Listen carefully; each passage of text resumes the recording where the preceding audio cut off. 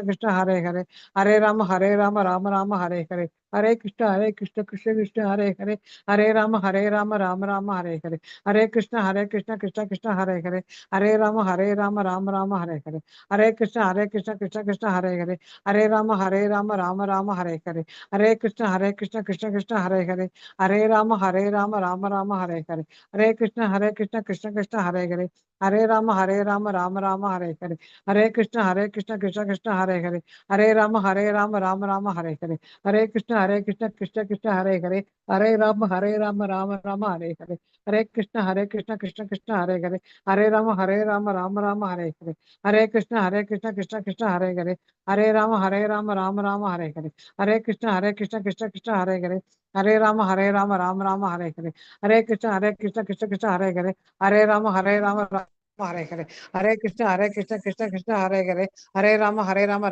हरे, हरे कृष्ण कृष्ण कृष्ण हरे हरे, हरे राम हरे हरे, हरे कृष्ण कृष्ण कृष्ण हरे हरे, हरे राम हरे हरे, हरे कृष्ण कृष्ण कृष्ण हरे हरे, हरे राम हरे हरे, हरे कृष्ण कृष्ण कृष्ण हरे हरे, हरे राम हरे हरे, हरे कृष्ण कृष्ण कृष्ण हरे हरे, हरे राम हरे हरे, हरे कृष्ण कृष्ण कृष्ण हरे हरे, हरे राम हरे हरे, हरे कृष्ण कृष्ण कृष्ण हरे हरे, हरे राम हरे हरे, हरे कृष्ण कृष्ण कृष्ण हरे हरे, हरे राम हरे हरे, हरे कृष्ण कृष्ण कृष्ण हरे हरे, हरे राम हरे हरे, हरे कृष्ण कृष्ण कृष्ण हरे हरे, हरे राम हरे हरे, हरे कृष्ण कृष्ण कृष्ण हरे हरे, हरे राम हरे हरे, हरे कृष्ण कृष्ण कृष्ण हरे हरे, हरे राम हरे हरे, हरे कृष्ण कृष्ण कृष्ण हरे हरे, हरे राम हरे हरे, हरे कृष्ण कृष्ण कृष्ण हरे हरे, हरे राम हरे हरे, हरे कृष्ण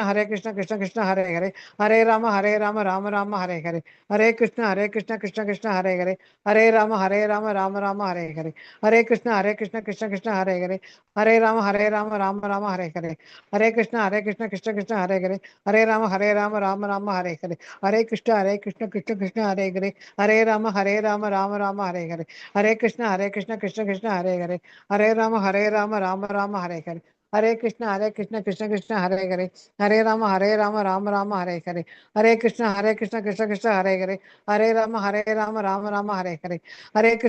हरे राम हरे हरे, हरे कृष्ण कृष्ण कृष्ण हरे हरे, हरे राम हरे हरे, हरे कृष्ण कृष्ण कृष्ण हरे हरे, हरे राम हरे हरे, हरे कृष्ण कृष्ण कृष्ण हरे हरे, हरे राम हरे हरे, हरे कृष्ण कृष्ण कृष्ण हरे हरे, हरे राम हरे हरे, हरे कृष्ण कृष्ण कृष्ण हरे हरे, हरे राम हरे हरे, हरे कृष्ण कृष्ण कृष्ण हरे हरे, हरे राम हरे हरे, हरे कृष्ण कृष्ण कृष्ण हरे हरे, हरे राम हरे हरे, हरे कृष्ण कृष्ण कृष्ण हरे हरे, हरे राम हरे हरे, हरे कृष्ण कृष्ण कृष्ण हरे हरे, हरे राम हरे हरे,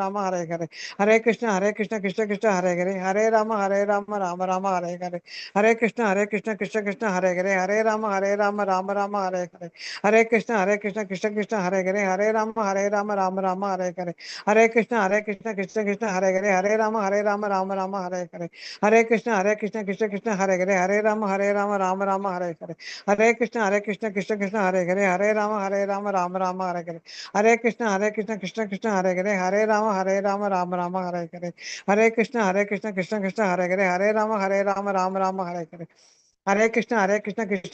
हरे, हरे राम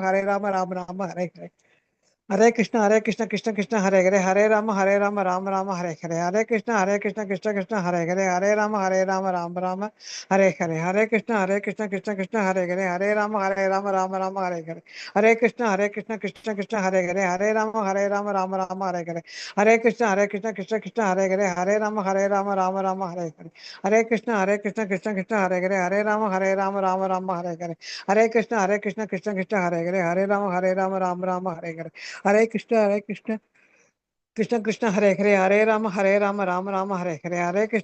कृष्ण कृष्ण हरे हरे, हरे राम हरे हरे, हरे कृष्ण कृष्ण कृष्ण हरे हरे, हरे राम हरे हरे, हरे कृष्ण कृष्ण कृष्ण हरे हरे, हरे राम हरे हरे, हरे कृष्ण कृष्ण कृष्ण हरे हरे, हरे राम हरे हरे, हरे कृष्ण कृष्ण कृष्ण हरे हरे, हरे राम हरे हरे, हरे कृष्ण कृष्ण कृष्ण हरे हरे, हरे राम हरे हरे, हरे कृष्ण कृष्ण कृष्ण हरे हरे, हरे राम हरे हरे, हरे कृष्ण कृष्ण कृष्ण हरे हरे, हरे राम हरे हरे, हरे कृष्ण कृष्ण कृष्ण हरे हरे, हरे राम राम हरे हरे, Hare Krishna, Krishna Krishna, Hare Hare, Hare Rama, Rama Rama, Hare Hare. Mataji நல்ல ஒரு கரெக்டான ஸ்பீட்ல நல்லா சொன்னீங்க. மாதாஜி ஆல்ரெடி சீனியரா மாதாஜி ஆல்ரெடி அட்டெண்ட் பண்ணிருக்காங்களாம். இன்னைக்குதான் நம்ம கிளாஸ் இருக்காங்க, குரூப்ல இன்னைக்குதான் ஆட் ஆயிருக்காங்க. பட் ஷி வாஸ் டூயிங், அதனாலதான் நல்ல ஸ்பீடு, நல்ல ஒரு நல்ல கரெக்டான ஒரு ஸ்பீட்ல சொல்லிட்டு இருந்தாங்க. தப்பு இல்லாம கரெக்டா சொன்னார். வெரி போல், வெரி தேங்க்ஸ் மா. ஹரே கிருஷ்ணா. ஹரே கிருஷ்ணா. ஆஸ் யூஷுவல் உங்க பேரும் நம்பரும் போட்டுடுங்க. நடுநடுல சொன்னா எல்லாருக்கும் டிஸ்டர்ப் ஆகும் இல்லையா? நான் சும்மா மெசேஜ் போட்டுட்டே இருந்தா உங்களுக்கு தெரியும். இப்ப ஒரு வாரம் ஆயிடுது இல்லையா, உங்களுக்கு தெரியும். வந்துட்டோம்னாக்கா ஒரு அட்டெண்டன்ஸ் போட்டுடணும். ஜஸ்ட் அந்த இதுல மெசேஜ்ல வந்து போட்டுடுங்க. மோஸ்ட்லி எல்லாரோட நம்பருக்கு எங்கிட்ட இருக்கு, இருந்தாலும் ஏதாவது விட்டு போயிடுத்துனா அதனால நீங்க எழுதிடுங்க. ஹரே கிருஷ்ணா. ஹரே கிருஷ்ணா மாதாஜி, நம்ம ஆரம்பிச்சிடலாமா? எஸ் மாதாஜி, ஆரம்பிச்சிருங்க. ஹரே கிருஷ்ணா. ஹரே கிருஷ்ணா. ஹரே கிருஷ்ணா டிவோட்டீஸ், இந்த 3 மணி செஷனுக்கு வந்திருக்க அனைத்து பக்தர்களையும் இஸ்கான் மேங்களூர் சார்பா அன்போட வரவேற்கிறேன். நாம இன்னைக்கு வந்து பார்க்க போறது 8வது சாப்டர். நேற்று பக்தி யோகத்தோட முதல் சாப்டர் பார்த்தோம், ஞான விஞ்ஞான யோகா. இன்னைக்கு நம்ம பார்க்க போறது அக்ஷர பிரம்ம யோகா. அக்ஷரம் அப்படின்னா என்ன அப்படின்னு பாத்தீங்கன்னா அழியாதது, அழிவற்றது, எட்டர்னல் அப்படின்னு சொல்லுவாங்க. அந்த அழியாத பிரம்மத்தை, அந்த பிரம்மமானது, அதாவது நம்ம ஆத்மாதான் அழிவற்றது. அது அதோடைய யோகம், பகவானை சென்று அடைதல், கிருஷ்ணரை அடைதல். நம்ம ஆத்மா, ஜீவாத்மா எப்படி பரமாத்மாவை சென்று அடையுது அப்படிங்கிறத பத்தி நம்ம இந்த சாப்டர்ல நம்ம படிக்க போறோம். அதுக்கு முன்னாடி நம்ம மங்களாச்சரணம் சொல்லிடலாம். யாராச்சும் சொல்ல விருப்பப்படுறீங்களா? ஹரே கிருஷ்ணா.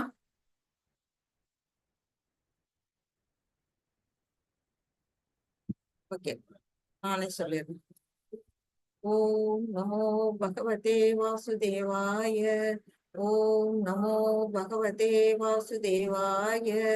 ஓம் நமோ பகவதே வாசுதேவாய. ஓம் அஞ்ஞானதிமிராந்தஸ்ய ஞானாஞ்சனசலாக்கயா சக்ஷுருன்மீலிதம் येन तस्मै श्रीगुरवे नमः. श्रीचैतन्यमनोभीष्टं स्थापितं येन भूतले स्वयं रूपगदामह्यं ददाति स्वपदान्तिकम्. हे कृष्णा करुणा सिन्धु दीनबन्धो जगत्पते गोपेशा गोपिका कान्ता राधा कान्ता नमोस्तुते. तप्त काञ्चन गौरांगी राधे वृन्दावनेश्वरी वृषभानुसुते देवी प्रणमामि हरिप्रिये. वाञ्छाकल्पतरुभ्यश्च कृपा सिन्धुभ्य एव च पतितानां पावनेभ्यो वैष्णवेभ्यो नमो नमः. नमो विष्णुपादाय कृष्णप्रेष्ठाय भूतले श्रीमते भक्ति वेदांत स्वामी इति नामिने. नमस्ते सरस्वती देवे गौरवाणी प्रवाणी प्रचारिणे निर्विशेष शून्यवादे वशत्यादिशतारिणे. जय श्री कृष्ण चैतन्य प्रभु नित्यानंद श्री अद्वैत गदाधर श्रीवासादि गौर भक्त वृंदा. हरे कृष्णा कृष्ण कृष्णा हरे हरे, हरे राम राम राम हरे हरे. हरे कृष्णा कृष्ण कृष्ण हरे हरे, हरे राम राम राम हरे हरे. हरे कृष्णा. மாதாஜி, நமக்கு இன்னும் குவிஸ் லிங்க் சரியா வரலையா மாதாஜி? இன்னும் ஆகல மாதாஜி, இன்னும் ஆகல. அதுக்குள்ள நெக்ஸ்ட் பேட்சோட இது போட்டுட்டாங்க. நெக்ஸ்ட் மந்த்ல இருந்தா மாதாஜி கேட்டாங்க என்கிட்ட, அதுதான் நான் அவங்கள்ட்ட சொன்னேன். நான் கேட்டேன், சரியானா சொல்றேன்னு சொல்லியிருக்காங்க. ஓகே மாதாஜி, நானும் சரியான பிறகு உங்களுக்கு அனுப்பி விடுறேன். என்ன அனுப்ப சொல்லி கேட்டாங்க, நம்மகிட்ட இருந்தாலும் அனுப்பலாம். ஆமா, கரெக்ட்.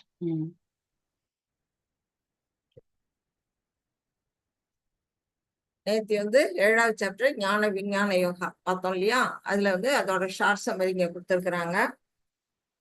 கிருஷ்ணர் பற்றிய அறிவின் மகிமை, அதாவது 7.1ல இருந்து 3 வரையிலும் பகவான் என்ன ஞானம், அவர் அர்ஜுனனுக்கு ஞானம் மற்றும் விஞ்ஞானத்தை பத்தி சொல்றேன்னு சொன்னாரு. விஞ்ஞானம் அப்படிங்கிறது என்ன அப்படின்னா பகவானை பற்றிய நாலேஜ், அவரை பற்றிய விஷயங்கள், அவர்கிட்ட எத்தனை சக்திகள் இருக்கு அப்படிங்கிறத நம்ம பார்த்தோம். 3 விதமான நிறைய சக்திகள் இருக்கு.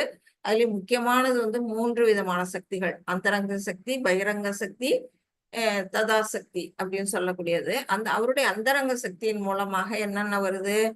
அவருடைய விரிவங்கங்கள், பகவான் கிருஷ்ணர்ட்ட இருந்து வர விரிவங்கள், விஷ்ணு தத்துவம்னு சொல்லக்கூடியவைகள்.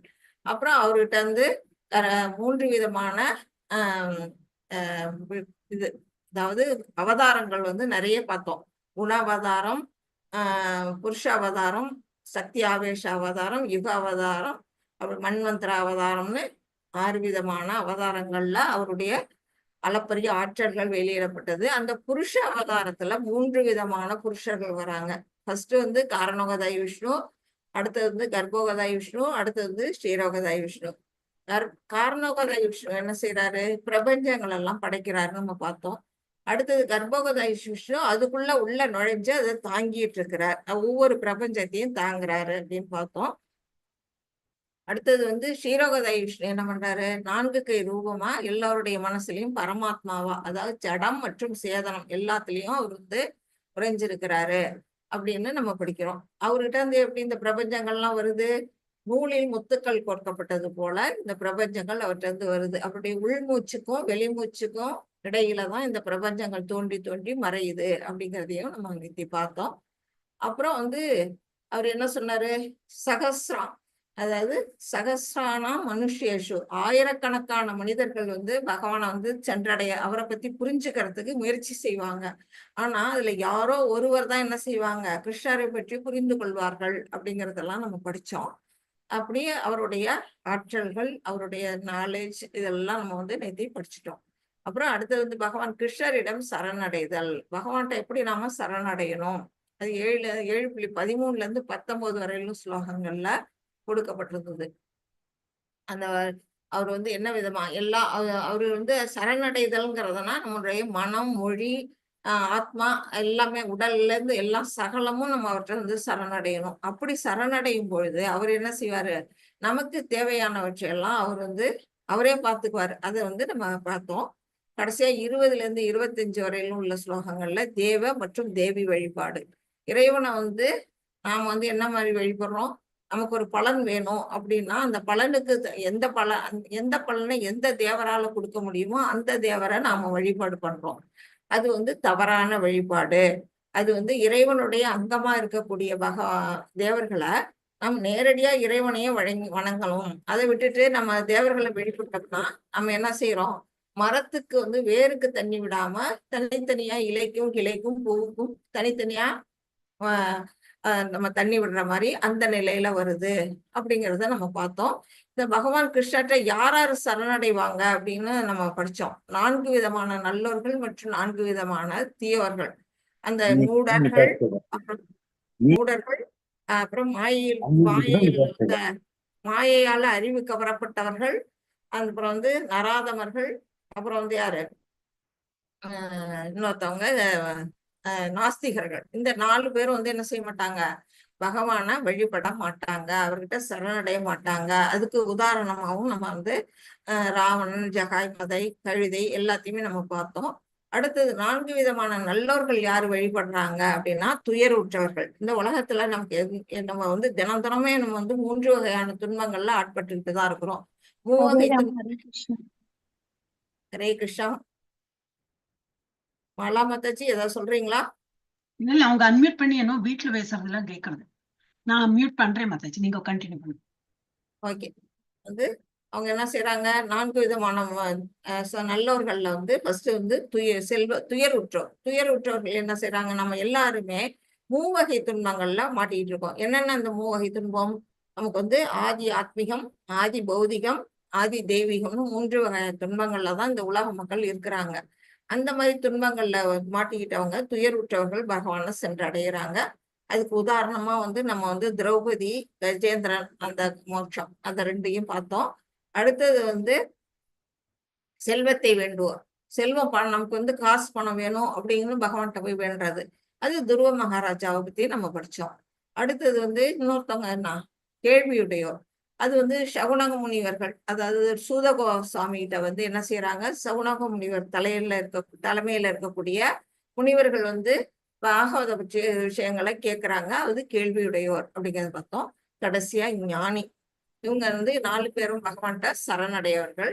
அந்த 4வர்ல யார பகவானுக்கு ரொம்ப பிடிக்கும் அப்படின்னா ஞானியை தான் ரொம்ப பிடிக்கும். ஏன் ஞானியை பிடிக்கும்? அவருக்கு வந்து இந்த உடல் வேற, அந்த ஆத்மா வேற, நாம சுயஸ்வரூபம் என்ன, பகவானுக்கு தொண்டாற்றுதல் அப்படிங்கறதெல்லாம் தெரிஞ்சு கொண்டவர் அவர்தான். அதனால பகவான் என்ன சொல்றாரு, எனக்கு அவனை பிடிக்கும், அவருக்கு என்னை பிடிக்கும் அப்படிங்கறதெல்லாம் நம்ம படிச்சோம். இன்னைக்கு நாம பார்க்க போறது 8வது சாப்டர். அதுக்கு முன்னாடியே இங்க வந்து 7வது சாப்டரோட 2 ஸ்லோகங்களை இங்க கொடுத்திருக்கிறாங்க. என்ன கொடுத்திருக்காங்க, லாஸ்ட்ல 7.29 and 30 ஸ்லோகங்கள் இங்க கொடுக்கப்பட்டிருக்கு. என்னத்துக்கு அப்படின்னு பாத்தீங்கன்னா அதையும் சொல்றேன். ஜராமரண மோக்ஷாய மாம் ஆசிரித்ய யதந்தியே தே பிரம்மதத் இது கிருஷ்ணம் அத்தியாத்மம் கர்ம சாகிலம். அதாவது ஜரா மரண மோக்ஷாய, ஜரான்னா முதுமை, மரணம் நமக்கு எல்லாருக்கும் தெரியும், இறப்பு. அந்த மரணத்திலிருந்தும் முதுமையிலிருந்தும் யார் ஒருத்தங்க விடுதலை அடையணும் அப்படின்னு நினைக்கிறாங்களோ அவங்க என்ன செய்வாங்க, பகவான்கிட்ட சரணடைவாங்க. அது வந்து என்ன பண்ணுவாங்க, அத்தியாத்மம்னா அவங்களுடைய சுய சொரூபம் எது, பகவானுக்கு தொண்டாற்றுதல், அதை வந்து அவங்க செய்வாங்க. அது அப்படின்னு கொடுத்துருக்காங்க. அடுத்தது சாதி பூதாதி தெய்வம் ஆதி தெய்வமாம் சாதி யஜ்யம் செய்யே விதுகு பிரயாண காலே அபிச்சமாம் ஏ விதுர் யுக்த சேதசக. இதுல என்ன கொடுத்துருக்காங்க, ஆதி பூதம், ஆதி தெய்வம், ஆதி யஜ்யம், இதெல்லாம் வந்து யாரு, அவரை பற்றிய விஷயங்கள். அதாவது ஆதி பூதம்ங்கிறது இந்த பௌதிக தோற்றம், ஆதி தெய்வம்ங்கிறது எல்லா தேவர்கள் உள்ளடக்கிய அந்த விராட் ரூபமா இருக்கக்கூடிய பகவான். ஆதி யஜ்யம்னாலே பகவான் கிருஷ்ணர் தான், அவர் தான் எல்லா யஜ்யங்களையும் அனுபவிப்பார் அப்படின்னு யார் ஒருத்தவங்க புரிஞ்சுக்கிட்டாங்களோ அவங்க வந்து என்ன செய்வாங்க, பிரயாண காலே மரண அந்த நேரத்திலையும் பகவானை நினைப்பாங்க, நினைக்கக்கூடிய ஆற்றல் வரும், பகவானுடைய உலகத்துக்கு செல்லக்கூடிய நிலையும் வரும் அப்படிங்கிறது போன 7th சாப்டர்லயே கொடுத்துட்டாங்க. அதோட கண்டினியூஷன் தான் நம்ம வந்து 8th சாப்டர்ல நம்ம படிக்க போறோம். 8th சாப்டரோட சுருக்கமா இங்க கொடுத்துருக்குறாங்க. அர்ஜுனன் வந்து 8.1ல இருந்து 4 வரையிலும் உள்ள ஸ்லோகங்கள்ல 8 கேள்விகள் கேட்கிறாரு. என்னென்னங்கிறது அடுத்த ஸ்லைட்ல பார்ப்போம். அடுத்தது 5ல இருந்து 8 வரையிலும் உள்ள ஸ்லோகங்கள்ல என்ன சொல்லியிருக்கிறாரு, இறக்கக்கூடிய அந்த காலகட்டத்துல மரண நேரத்துல கிருஷ்ணரை எவ்வாறு நினைவில் கொள்வது அப்படின்னு கேள்வி கேட்கிறாரு. நிறைய அவருடைய சந்தேகங்கள், அர்ஜுனனுக்கு ஏகப்பட்ட சந்தேகம் வருது. அந்த சந்தேகங்கள் எல்லாம் யாரு நிவர்த்தி பண்றா, பகவான் கிருஷ்ணர். அது மூலமா நாமளும் வந்து அந்த சந்தேகங்களை தெரிஞ்சுக்கிறோம். அதோட விடையை தெரிஞ்சுக்கிட்டு நாம அதை பின்பற்றணும். அடுத்தது 9ல இருந்து 13 வரையில் உள்ள ஸ்லோகங்கள்ல யோக விஸ்ராபக்தியால் கிருஷ்ணாவை நினைவில் கொள்வது. அதுவும் அதுதான், கடைசி நேரத்துல யோகத்தின் மூலமா நம்மளுடைய 2 கண்களுக்கு 2 புருவங்களுக்கு இடையில இருக்கக்கூடிய அந்த இடத்த நம்ம உற்று நோக்கி அந்த இடத்துல நம்ம என்ன செய்யணும், யோகத்தின் மூலமா பகவான் கிருஷ்ணரை நினைவில் கொள்ளணும். அது எப்படி முடியும், நம்ம இறக்கக்கூடிய அந்த காலகட்டத்துல நம்மளால முடியுமா? ஏன்னா அந்த நேரம் வந்து ரொம்ப வலி மிகுந்த நேரம். அப்ப முடியுமா அப்படிங்கிறது ஒரு கொஸ்டின் மார்க் இருக்கு. அதுக்கு பகவான் என்ன சொல்றார் அப்படிங்கிறதையும் நம்ம படிக்க போறோம். அடுத்தது 14 to 16 அந்த ஸ்லோகங்கள்ல தூய பக்தியால் கிருஷ்ணரை நினைவுபடுத்துதல். இப்ப அவரே சொல்லிட்டாரு, எதன் மூலமா பகவானை நினைவு கொள்ள முடியும் அப்படின்னா தூய பக்தி மூலமா தான். ஒப்பழுக்கற்ற பக்தி, அனன்ய பக்தி, களங்கமற்ற பக்தி, அந்த பக்தி. நம்ம எல்லாம் பக்தின்னு நம்ம சொல்லிட்டு இருக்கிறது எல்லாம் பக்தி கிடையாது. இதெல்லாம் ஒரு அடியதான் எடுத்து வச்சிருக்கிறோம், எல்கேஜி மாதிரி தான் இருக்கிறோம். அந்த தூய பக்திங்கிறது வந்து மகாத்மா, பரமாத்மா, பரமஹம்சர்கள் எல்லாம் செய்யக்கூடிய நிலை, அந்த நிலைக்கு போகணும். அது எப்படி நம்ம தெரிஞ்சுக்கிறது அப்படின்னா, இந்த துக்காலயம் அசாஸ்வதம், இந்த உலகம் எப்படிப்பட்டது, துக்கம் நிறைந்த உலகம். அசாஸ்வதம், சாஸ்வதம்னா நிரந்தரமானது, அசாஸ்வதம்னா நிரந்தரமற்றது. நிரந்தரமற்ற இந்த உலகத்தை இருக்கக்கூடிய பற்ற அறுத்து பகவான் மேல பற்ற வைக்கணும். அந்த மாதிரி நினைவுகளை நம்ம பகவான்கிட்ட வளர்த்து கொள்ளணும்னா இறக்கும் நேரத்திலேயே நம்ம இறைவனை நினைக்க முடியும். அடுத்தது 17ல இருந்து 22 வரையில் உள்ள ஸ்லோகங்கள்ல பொருள் உலகம் மற்றும் ஆன்மீக உலகம், இந்த மெட்டீரியல் வேர்ல்டுக்கும் ஸ்பிரிச்சுவல் வேர்ல்டுக்கும் உள்ள டிஃபரன்சஸ். இது எப்படி அது எப்படி, இந்த உலகத்தை விட்டு நம்ம ஏன் அங்க போகணும் அப்படிங்கறத பத்தி நம்ம அதுல படிக்கப்போம். அப்புறம் 23ல இருந்து 28 வரையிலும் கிருஷ்ணரை பெறுவதில் தூய பக்தியின் உச்சநிலை. பகவான் கிருஷ்ணரை நம்ம அடையணும்னா நம்ம என்ன செய்யணும்? தூய பக்தி அடையணும். அந்த நிலைக்கு வரணும். நம்ம வந்து அறவே ஒழிச்சு கட்டணும். நம்மள்ட்ட என்ன இருக்கு? பற்றுதல், பயம், கோபம் அப்படின்னு இருக்குது. நிறைய வந்து நமக்கு மன விரோதிகள்லாம் நமக்கு இருக்கிறாங்க. காமம், குரோதம், லோபம், மோகம், மதம், ஆச்சரியம் அப்படின்னு அந்த மாதிரி எதிரிகள் எல்லாம் அழித்துட்டு நம்ம என்ன செய்யணும்? நம்மளுடைய பாடி, மைண்ட், வேர்டு எல்லாத்தையுமே பகவான் மேல திருப்பணும். அந்த நிலையில எப்போது 24/7 வந்து பகவான் தூய பக்தி செய்யும் பொழுது நாம அவருடைய இருப்பிடத்தை சென்றடைய முடியும் அப்படிங்கிறது இங்க சொல்லப்பட்டிருக்கு. இதுல வந்து 8 விதமான கேள்விகள் கேட்கிறாரு இல்லையா அர்ஜுனன்? அந்த 8 விதமான கேள்விகளை இங்க வந்து இங்க கொடுத்திருக்கிறாங்க. ஃபர்ஸ்ட் கொஸ்டின் என்ன அப்படின்னா, பிரம்மம் அப்படின்னா என்ன அப்படின்னு கேட்கிறார். பிரம்மம்ங்கிறத வந்து 3 நிலைகள்ல நம்ம சொல்லலாம். பரபிரம்மம் யாருன்னா பகவான் கிருஷ்ணர் தான், அதுல சந்தேகமே கிடையாது. அதே சமயத்துல இந்த மெட்டீரியல் வேர்ல்டையும் பிரம்மம்னு சொல்லுவாங்க, நம்முடைய ஆத்மாவையும் பிரம்மன்னு சொல்லுவாங்க. இந்த இடத்துல எதை சொல்றாங்க அப்படின்னா நம்முடைய ஆத்மா தான் இந்த இடத்துல பிரம்மம்னு சொல்லப்படுது. அதுக்கு ஆன்சர் என்ன? பகவான் சொல்றாரு, ஜீவன், அழியாத வாழ்க்கை.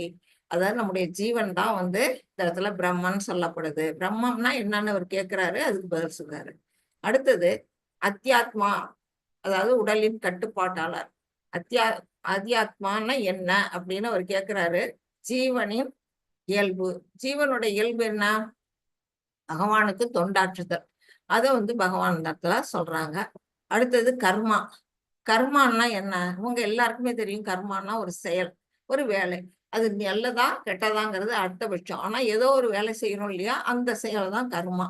அது இந்த இடத்துல என்னத்த சொல்லுது? பொருள் உடலுக்கு வழிவகுக்கும். நம்ம இந்த உலகத்துல வாழறதுக்கு நம்ம இந்த உடலை நம்ம வளர்த்துதான் ஆகணும். இந்த உடலை முக்கியம்தான். உடல் இருந்தாதான் உள்ளுக்குள்ள இருக்க ஆத்மாவும் இருக்கும் இல்லையா?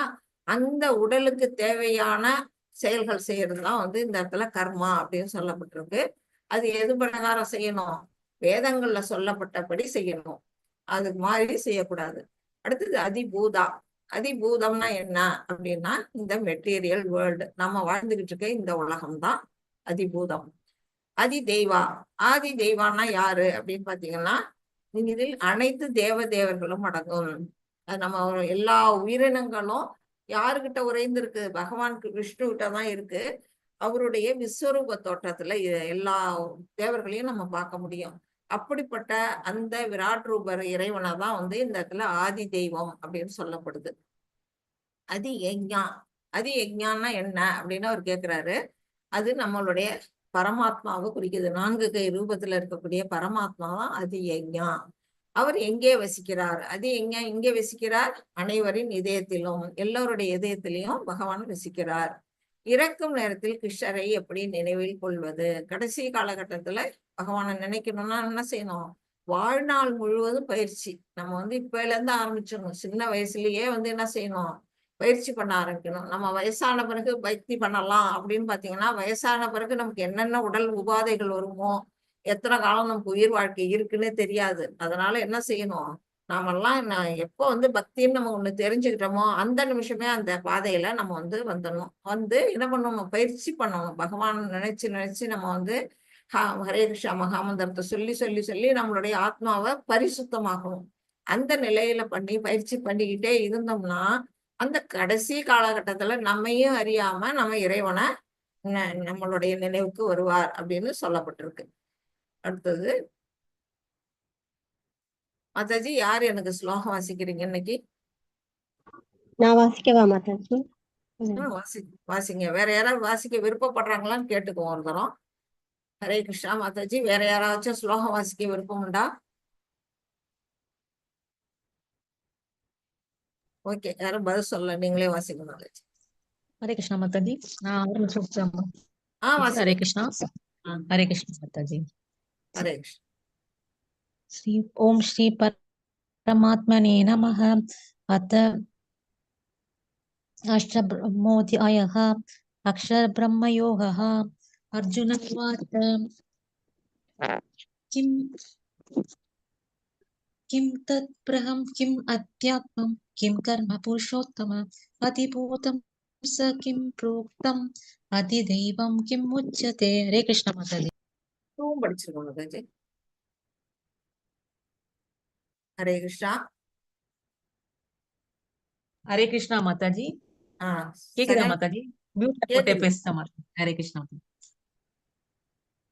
செகண்ட் ஸ்லோகம் வாசிச்சிருங்க. ஹரே கிருஷ்ணா மாதாஜி. அதியக்னகதம் கோத்ர தேஹே அஸ்மின் மதுசூதன பிரயாண காலே சகதம் நியாயோ அசி நியதாத்மபி. ஹரே கிருஷ்ண மாதாஜி. ஹரே கிருஷ்ணா மாதாஜி. இந்த ஃபர்ஸ்ட் 2 ஸ்லோகங்கள்ல இப்ப நம்ம பார்த்ததுதான். அர்ஜுனன் என்ன பண்றாரு, 8 கேள்விகளை கேட்கிறாரு. முதல் ஸ்லோகத்துல 5 கேள்வி கேட்கிறாரு. என்ன கேட்கிறாரு? உத்தம புருஷரே, எம்பெருமானே, பிரம்மம் என்பது என்ன? அத்தியாத்மம் என்பது என்ன? பலநோக்கு செயல்கள் யாவை? இந்த ஜட தோற்றம் என்ன? தேவர்கள் யாவர்? அப்படின்னு 5 கேள்விகளை கேட்கிறாரு. அடுத்த 2வது ஸ்லோகத்துல மதுசூதனரே, யாகங்களின் இறைவரே, யாகங்களின் இறைவன் யார்? நம்ம யங்கெல்லாம் செய்யறோம் இல்லையா, அதுக்கான இறைவன், நம்முடைய அவிர்வாகத்தை அதை அனுபவிக்கக்கூடியவர் யாரு அப்படின்னு கேட்கிறாரு. உடலில் அவர் எவ்வாறு வசிக்கிறார், எங்க வசிக்கிறார் அப்படின்னு கேட்கிறாரு. பக்தி தொண்டில் ஈடுபடுவோர் உண்மை மரண காலத்தில் எவ்வாறு அறிய முடியும்? இங்கே அவங்களே கொடுத்துட்டாங்க. பக்தி தொண்டில் ஈடுபடுவோர் மற்றவங்களால நிச்சயமா நினைக்க முடியாது. பக்தியில இருக்கிறவங்களா மட்டும்தான் பகவானை நினைக்க முடியும். அவங்க வந்து எவ்வாறு மரண காலத்தில் நினைப்பார்கள்? இந்த இடத்துல அவரு கேக்குறாரு, மதுசூதனரே அப்படின்னு சொல்றாரு. மதுசூதனர்னா ஏன் அந்த இடத்துல அவரை கூப்பிட்டுருக்காரு அப்படின்னா, பகவான் கிருஷ்ணர் என்ன செய்யறாரு, ஒரு காலகட்டத்துல மது கைடவர், அந்த ஹயக்ரீவ் அவதாரத்துல வருவாரு. அவர் என்ன பண்றாரு, அந்த 2 அரக்கர அசுரர்களை வந்து அழிக்கிறார். அழிச்சிட்டு அவங்க திருடி கொண்டு போய் வச்சிருக்கிற அந்த வேதங்களை மீட்டுட்டு வருவாரு. அந்த இடத்துல அவர் மதுங்கிற அரக்கனை கொண்டதுனால அவருக்கு மதுசூதனர் அப்படிங்கிற பேரு. இந்த இடத்துல என்ன அர்ஜுனன் குறிப்பிடுறாருன்னா, தன்னுடைய உள்ளத்துல இருக்கக்கூடிய அந்த சந்தேகங்கள், இப்ப 8 கேள்வி கேட்கிறார் இல்லையா, அந்த 8 கேள்விகளையும் அசுரர்களுக்கு ஒப்பிடுறார் அர்ஜுனன். அந்த என்னுடைய மனசுல இருக்கக்கூடிய அரக்கனை, அசுரனை நீங்க வந்து அழிக்கணும், அதாவது விடையளிக்கணும், என்னோட ஐயத்தை போக்கணும் அப்படிங்கிறதுனால அவரை மதுசூதனர் அப்படின்னு கூப்பிடுறாரு. மாதாஜி 3rd.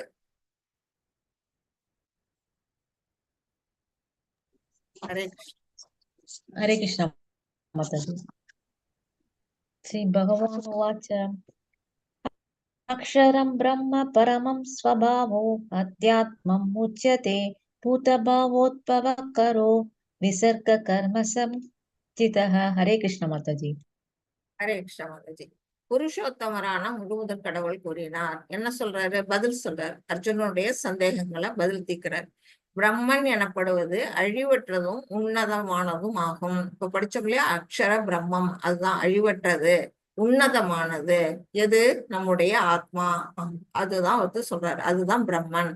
அதன் சுவாபமான நித்திய இயற்கையான ஜீவாத்மா அத்தியாத்மா என்று அழைக்கப்படுகின்றன. அதோட சுபாவம் என்ன? பகவானுக்கு தொண்டாற்றுதல். நித்திய தொண்டு என்னது? பகவானுக்கு தொண்டாற்றுதல். அதுதான் ஆன்மீக உலகத்துக்கு போனாலும் நமக்கு ஒரு உடல் கிடைக்கும், ஆன்மீக உடல். அங்க பகவானுக்கு நம்ம வந்து தொண்டாற்றுவோம், தனித்துவமா இருப்போம், பகவானோட போய் மெர்ஜ் ஆக மாட்டோம். அததான் வந்து இங்க சொல்லப்பட்டிருக்கு. ஜீவாத்மாவின் ஜட உடலை வளர்க்கும் செயல்கள் கர்மா, பலநோக்கு செயல்கள் என்று அழைக்கப்படுகின்றன. நாம இந்த உடலை நம்ம வந்து என்ன செய்யணும்? பாதுகாத்துதான் வச்சுக்கணும். நம்ம வாழற வரையிலும் நமக்கு இவ்வளவு காலம், குறிப்பிட்ட காலம் நமக்கு வாழ்க்கை இருக்குன்னாலும் அந்த நோய் இல்லாம நம்ம வாழ்ந்தாதான் என்ன செய்ய முடியும்? அது உள்ளுக்குள்ள இருக்க அந்த ஜீவாத்மாவுக்கு தேவையான செயல்கள், அதாவது பக்தி தொண்டில் ஈடுபடணும்னாலும் நம்ம உடல் வந்து ஒத்துழைக்கணும். அப்படிப்பட்ட அந்த உடலை பாதுகாக்கிறதுக்காக நாம என்ன செய்யறோம்? சில செயல்கள் செய்யறோம், பலநோக்கு செயல்கள். இந்த உலகத்துல நம்ம வந்து எந்த ஒரு காரியம் செஞ்சாலும் ஏதாவது ஒரு பலனை எதிர்பார்த்துதான் செய்யறோம். அதான் ஃப்ரூட்டிவ் ஆக்ஷன் சொல்லப்படுது. அந்த செயல்களை செய்யறது தான் இங்க கர்மா அப்படின்னு இங்க சொல்லப்பட்டிருக்கு. மாதாஜி 4. ஹரே கிருஷ்ணா மாதாஜி. ஹரே கிருஷ்ணா. அதிபூதம் ஷரோ பாவஹ புருஷஸ் சத்திதைவதம் அதியக்னோ அகமேவத்ர தேஹே தேஹ பிரதாம்பர. ஹரே கிருஷ்ணா மாதாஜி. ஹரே கிருஷ்ணா. உடல் பெற்ற ஆத்மாக்களில் சிறந்தவனே. அர்ஜுனன் வந்து என்ன சொல்றாரு? உடல் பெற்ற ஆத்மாக்களில் சிறந்தவன்கிறாரு. ஏன் அப்படின்னா அவன் வந்து ஒரு தூய ஆத்மாவா இருக்கிறான். அவனுடைய வந்து என்ன பண்றான்? உடல் மட்டும் அவனுக்கு பெரிய விஷயம் கிடையாது. அது உள்ள இருக்க ஆத்மா வந்து அவனு எப்படின்னா பகவான் மேல பக்தியோட இருக்குது. அவன் ஒரு சிறந்த போர் வீரனா இருக்கான். அப்ப போர்க்களத்துல எல்லாரையும் பார்த்துட்டு இப்ப போர் புரிய மாட்டேன்னு சொல்றதுக்கு காரணம் என்ன, அவருடைய நற்குணங்கள். அது ஒரு சிறந்த வைஷ்ணவ குணமா இருக்குது. அதனாலதான் அவனை உடல் பெற்ற ஆத்மாக்களில் சிறந்தவனே அப்படின்னு சொல்றாரு. எப்போதும் மாறிக்கொண்டுள்ள பௌதிக இயற்கை அதிபூத எனப்படும். இந்த இயற்கை எப்படி இருக்கு, ஒரு நாளை போல ஒரு நாள் இருக்காது. இப்ப ஃபர்ஸ்ட் என்ன செய்யுது, காலையில சூரியன் உதயம் ஆகுது, மதியத்துல உச்சத்துக்கு வருது, சாயந்தரம் என்ன செய்யுது, நம்ம கண்களை விட்டு மறையுது, சந்திரன் வருது. அப்புறம் பகல் வருது, இரவு வருது. அப்புறம் கோடை காலம் வருது, குளிர்காலம் வருது, மழைக்காலம் வருது. இப்படி மாறிக்கிட்டே இருக்கக்கூடிய பௌதிக இயற்கை அதிபூதம் அப்படின்னு சொல்லப்படுது. சூரிய சந்திரன் போன்ற அனைத்து தேவர்களும் அடங்கிய பகவானின் விஸ்வரூபம் அதிதெய்வ. பகவானுடைய அந்த விஸ்வரூப தோற்றத்தை பார்த்தீங்கன்னா எல்லா தேவர்களும் அவர்கிட்ட குடிகொண்டு இருப்பாங்க. அவருடைய இரு கண்களா சூரிய சந்திரர்கள் இருப்பாங்க, கரங்கள்ல இருப்பாங்க, கால்கள்ல இருப்பாங்க. அவருடைய தோற்றமே என்ன 14 உலகங்களும் அவருக்குள்ள அடக்கம். அந்த மாதிரி தோற்றம் தான், அந்த விஸ்வரூபம் தான் ஆதி தெய்வம் அப்படின்னு சொல்லப்படுது. மேலும் உடல் பெற்ற அனைத்து ஜீவன்களின் இதயத்திலும் பரமாத்மாவாக வீட்டிற்கும் பரம புருஷனாகிய நான் அதி எங்க யாகத்தின் இறைவன் என்று அழைக்கப்படுகின்றேன். அவர் வாயாலேயே சொல்லிட்டார், நான் தான் அதி எங்க அப்படின்னுட்டு. யாகத்துல செய்யக்கூடிய அந்த அவிர்வாகத்தை அனுபவிக்கக்கூடியவர் யாரு அப்படின்னா அவர் தான் சுப்ரீம் என்ஜாயர். அவரு தான். அதுதான் அவர் சொல்றாரு, பரமாத்மாவா எல்லோருடைய இதயத்திலும் நான் தான் இருக்கேன். அதனாலதான் அவருக்கு என்ன பேரு, எங்க புருஷன், எங்கேஸ்வரர் அப்படிங்கிற பேரெல்லாம் பகவான் கிருஷ்ணருக்கு வரும். அததான் இங்க அவரே சொல்றாரு. இப்ப இந்த குச்சி, இந்த ஒரு தண்டு இருக்கு, மரத்தண்டு. அந்த தண்டுல இங்க பாத்தீங்கன்னா ஒரு புழு போகுது. அந்த புழு என்ன செய்யுது, அப்படியே நவுந்து போய் என்ன செய்யுது, தனக்கு தானே ஒரு கூடு அமைச்சுக்குது. கூட்டு புழுவா அதுக்குள்ள போய் உள்ள இருந்து கொஞ்ச காலம் அதுக்குள்ளேயே வசிக்குது. வசிச்ச பிறகு அது வெளியில வரும்போது என்ன வருது, ஒரு அழகிய வண்ணத்து பூச்சியா வெளியில வருது. அது தன்னுடைய ஒரு ஆயுள்லயே, அந்த புழுவுக்கு எவ்வளவு காலம் ஆயுள் காலம் இருக்கும், அந்த ஆயுட்காலத்திலேயே அது ஒரு புழுவா இருந்து ஒரு அழகிய வண்ணத்து பூச்சியா மாறுதுன்னா, அது போல நம்ம என்ன செய்வோம், நாமளும் நம்மளுடைய ஆத்மாவை இந்த ஒரு பிறவியிலேயே நம்ம இறைவனோட வணங்கி நம்ம என்ன செய்யலாம், அவருடைய மேல் பக்தி செலுத்தி நாமளும் பகவானுடைய ஆன்மீக உலகத்துல ஆன்மீக தோற்றத்தை நம்ம அடைய முடியும் அப்படிங்கிறத நம்ம புரிஞ்சுக்கணும். மாதாஜி 5. हरे कृष्ण माताजी। ஹரே கிருஷ்ண. अंतकाले स मामेव स्मरन् मुक्त्वा कलेवरं य प्रयाति स मत्भावं याति नासत्यत् संशयः। हरे ஹரே கிருஷ்ணா. மேலும் தனது வாழ்வின் இறுதி காலத்தில், ஒவ்வொருடைய மரண காலத்துல யாராவது என்னை மட்டும் எண்ணிக்கொண்டு உடலை விட்டால், பகவானையே நினைச்சுக்கிட்டு யாராவது தன்னுடைய உயிரை விட்டாங்கன்னா,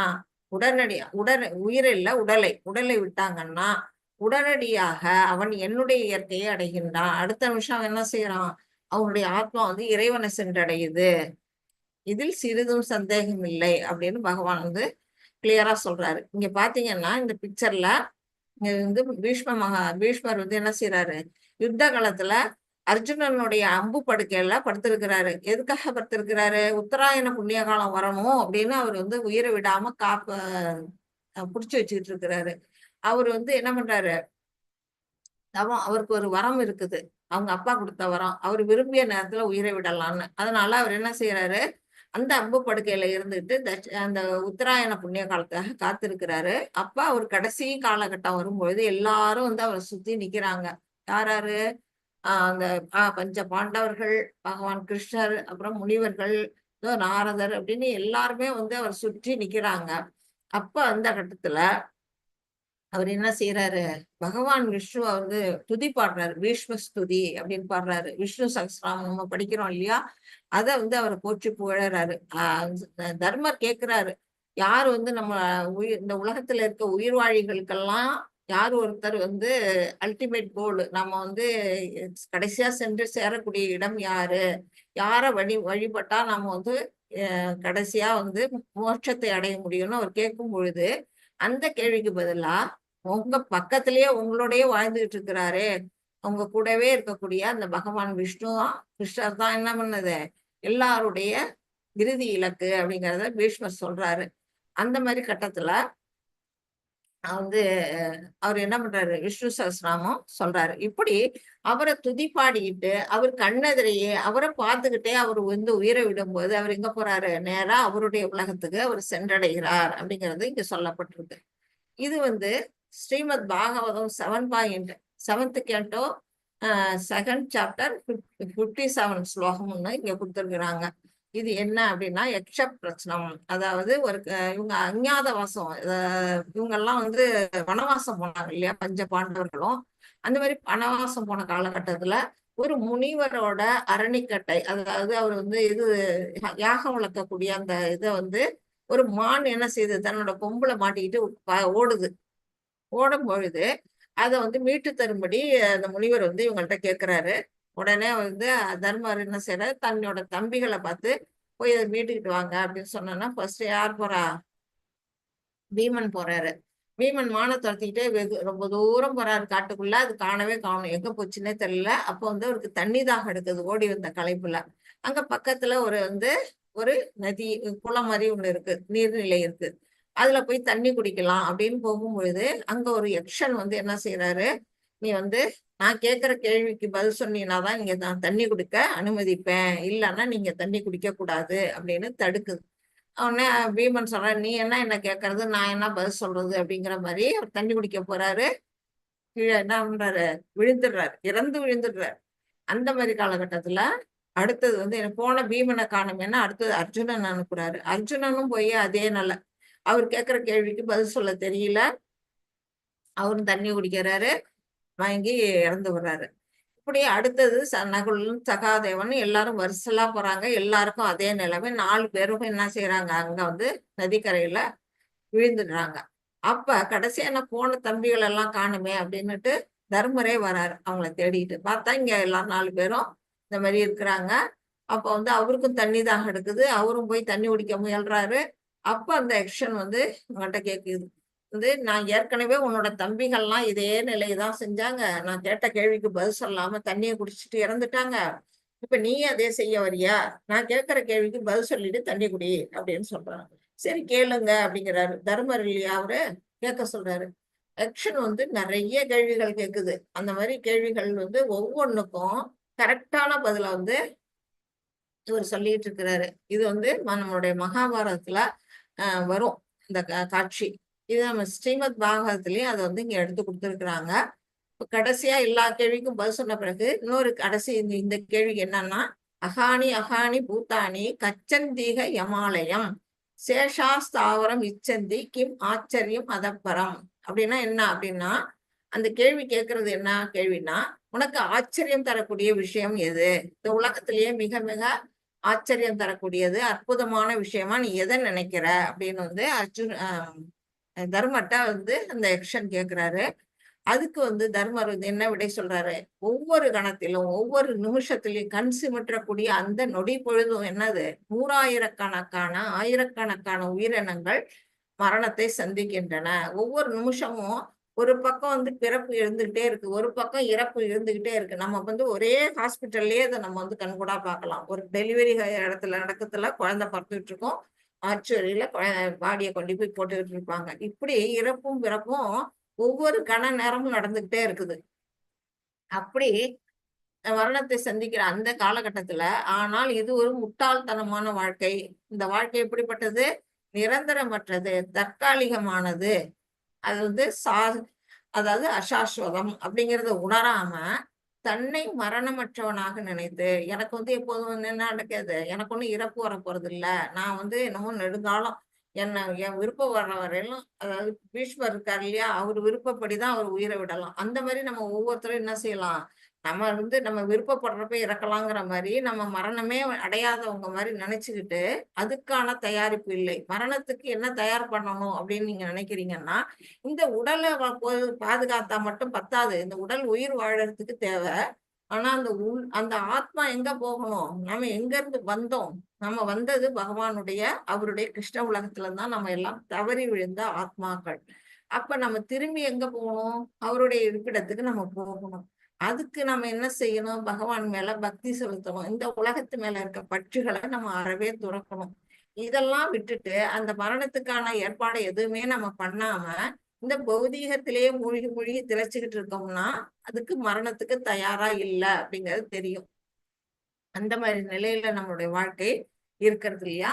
அததான் இவரு தர்மம் சொல்றாரு. இதுதான் உலகத்துல மிக மிக அற்புதமான விஷயம். அதாவது நம்ம நாளைக்கு இறக்க போறோங்கிறதே நினைக்காம இன்னும் வாழ போறோம் அப்படின்னு நினைச்சுக்கிட்டு இருக்கிறது. இதுக்கு உதாரணமா ஒரு கதை கூட உண்டு. அதாவது ஒரு ஒருத்தன் காட்டு வழியா ஒரு வழியா போயிட்டு இருக்கான். அப்போ அவனை ஒரு சிறுத்தை புலி துரத்துனோன்னா அவன் என்ன செய்யறான்? ஓடி போறான். அங்க பார்த்தா ஒண்ணுமே இல்லை, தப்பிக்க ஒரு கிணறு தான் இருக்கு. அந்த கிணத்துக்குள்ள குதிக்கிறான். குதிச்சா அந்த கிணத்துக்கு அடியில பார்த்தா ஏகப்பட்ட பாம்பு, நல்ல கருநாகங்களா அங்க கடந்து இதுக்கு புரண்டுகிட்டு இருக்கு. அவன் குதிச்சான்னா என்ன ஆகும்? அந்த பாம்பு தீண்டி அவன் நிச்சயமா இறந்துருவான். அப்ப அவனுக்கு ஒரு கையில ஒரு விழுது, மரத்தோட விழுது அவனுக்கு கையில கிடைக்குது. அந்த மரத்துல அந்த கிணத்தோட விளிம்புல இருந்து வளர்ந்து அதை டக்குன்னு கெட்டியா பிடிச்சுக்கிறான். பிடிச்சுக்கிட்டு அவன் என்ன செய்யறான்? அதுல தொங்கிட்டு இருக்கிறான். அந்த மேல புலி சுத்தி சுத்தி வருது அந்த கிணத்தை. எப்ப நீ மேல வருவியோ உன்னை நான் சாப்பிடுறேன்னு. கீழே பார்த்தா கருநாகமா இருக்குது. அவன் இடையில விழுத பிடிச்சிட்டு தொங்கிட்டு இருக்கான். இந்த காலகட்டத்துல அந்த அந்த விழுதுல அந்த மரத்து கிளையில என்ன செய்யுது? 2 எலி என்ன செய்யுது? அதை போய் ஓடி ஓடி போய் கட் பண்ணிட்டு இருக்கு. ஒண்ணு கருப்பு எலி, ஒண்ணு வெள்ளை எலி. அந்த கருப்பு எலிங்கிறது இரவு, வெள்ளை எலிங்கிறது பகல். இது நமக்கு இரவும் பகலும் வர்றதுதான் அது சொல்றது. இப்படி அந்த 2 எலி கட் பண்ணிட்டு இருக்கு. இவனுக்கு எந்த நேரம் அருந்து விழுவோங்கிற அந்த நிலையில இருக்கிறான். அப்பவும் அவன் என்ன செய்யறான்? மேல இருந்து ஒரு தேனடைய, மரத்து மேல இருக்க தேனடையில யாரோ கல்லை விட்டு எறிஞ்சிருக்கிறாங்க. அதுல இருந்து தேன் சொட்டிட்டு இருக்கு. அந்த தேனை என்ன செய்யறான்? அதை நக்கி நாக்கால நக்கி, நாக்க நீட்டி நாக்கால நக்கி சாப்பிட்டுட்டு, ஆஹா எவ்வளவு சுவையா இருக்கு இந்த தேனை, எவ்வளவு இனிமையா இருக்குன்னு தேனை ரசிக்கிறான். அவனோட உயிர் ஆபத்துல இருக்குங்கிறதையே புரிஞ்சுக்காம அவன் இந்த தேனடைய ருசிச்சுக்கிட்டு இருக்கான். அப்படிதான் நம்ம வாழ்க்கையை நம்ம வாழ்ந்துகிட்டு இருக்கிறோம். எந்த காலகட்டத்திலயும் நம்மள ஆபத்து சூழ்ந்து இருக்குது, எந்த நேரம் மரணம் வரும்னு தெரியல. அப்படி காலகட்டத்திலயும் நாம என்ன செய்யறோம்? இந்த பௌதீகத்துல இது என்னோடது, இதை நான் அனுபவிக்கிறேன், நான் சுகமா இருக்கிறேன், வீடு வாசல் காரு எல்லாம் வசதியா இருக்கிறேன் அப்படின்னு பௌதீகத்துல மூழ்கிட்டு இருக்கோம். உயிர் விடும்போது ஏதாவது நமக்கு இது கூட ஏதாவது ஒரு காரை தூக்கிட்டு போக முடியுமா? ஒரு வீட்டை தூக்கிட்டு நம்மளால போக முடியாது. ஒண்ணும் நம்ம கூட வராது. அதுதான் இங்க தர்மம் சொல்றாரு. இதுதான் மிக மிக அற்புதமான விஷயம் அப்படின்னு சொல்றாரு. மாதாஜி 6. हरे कृष्णा माताजी। हरे कृष्ण।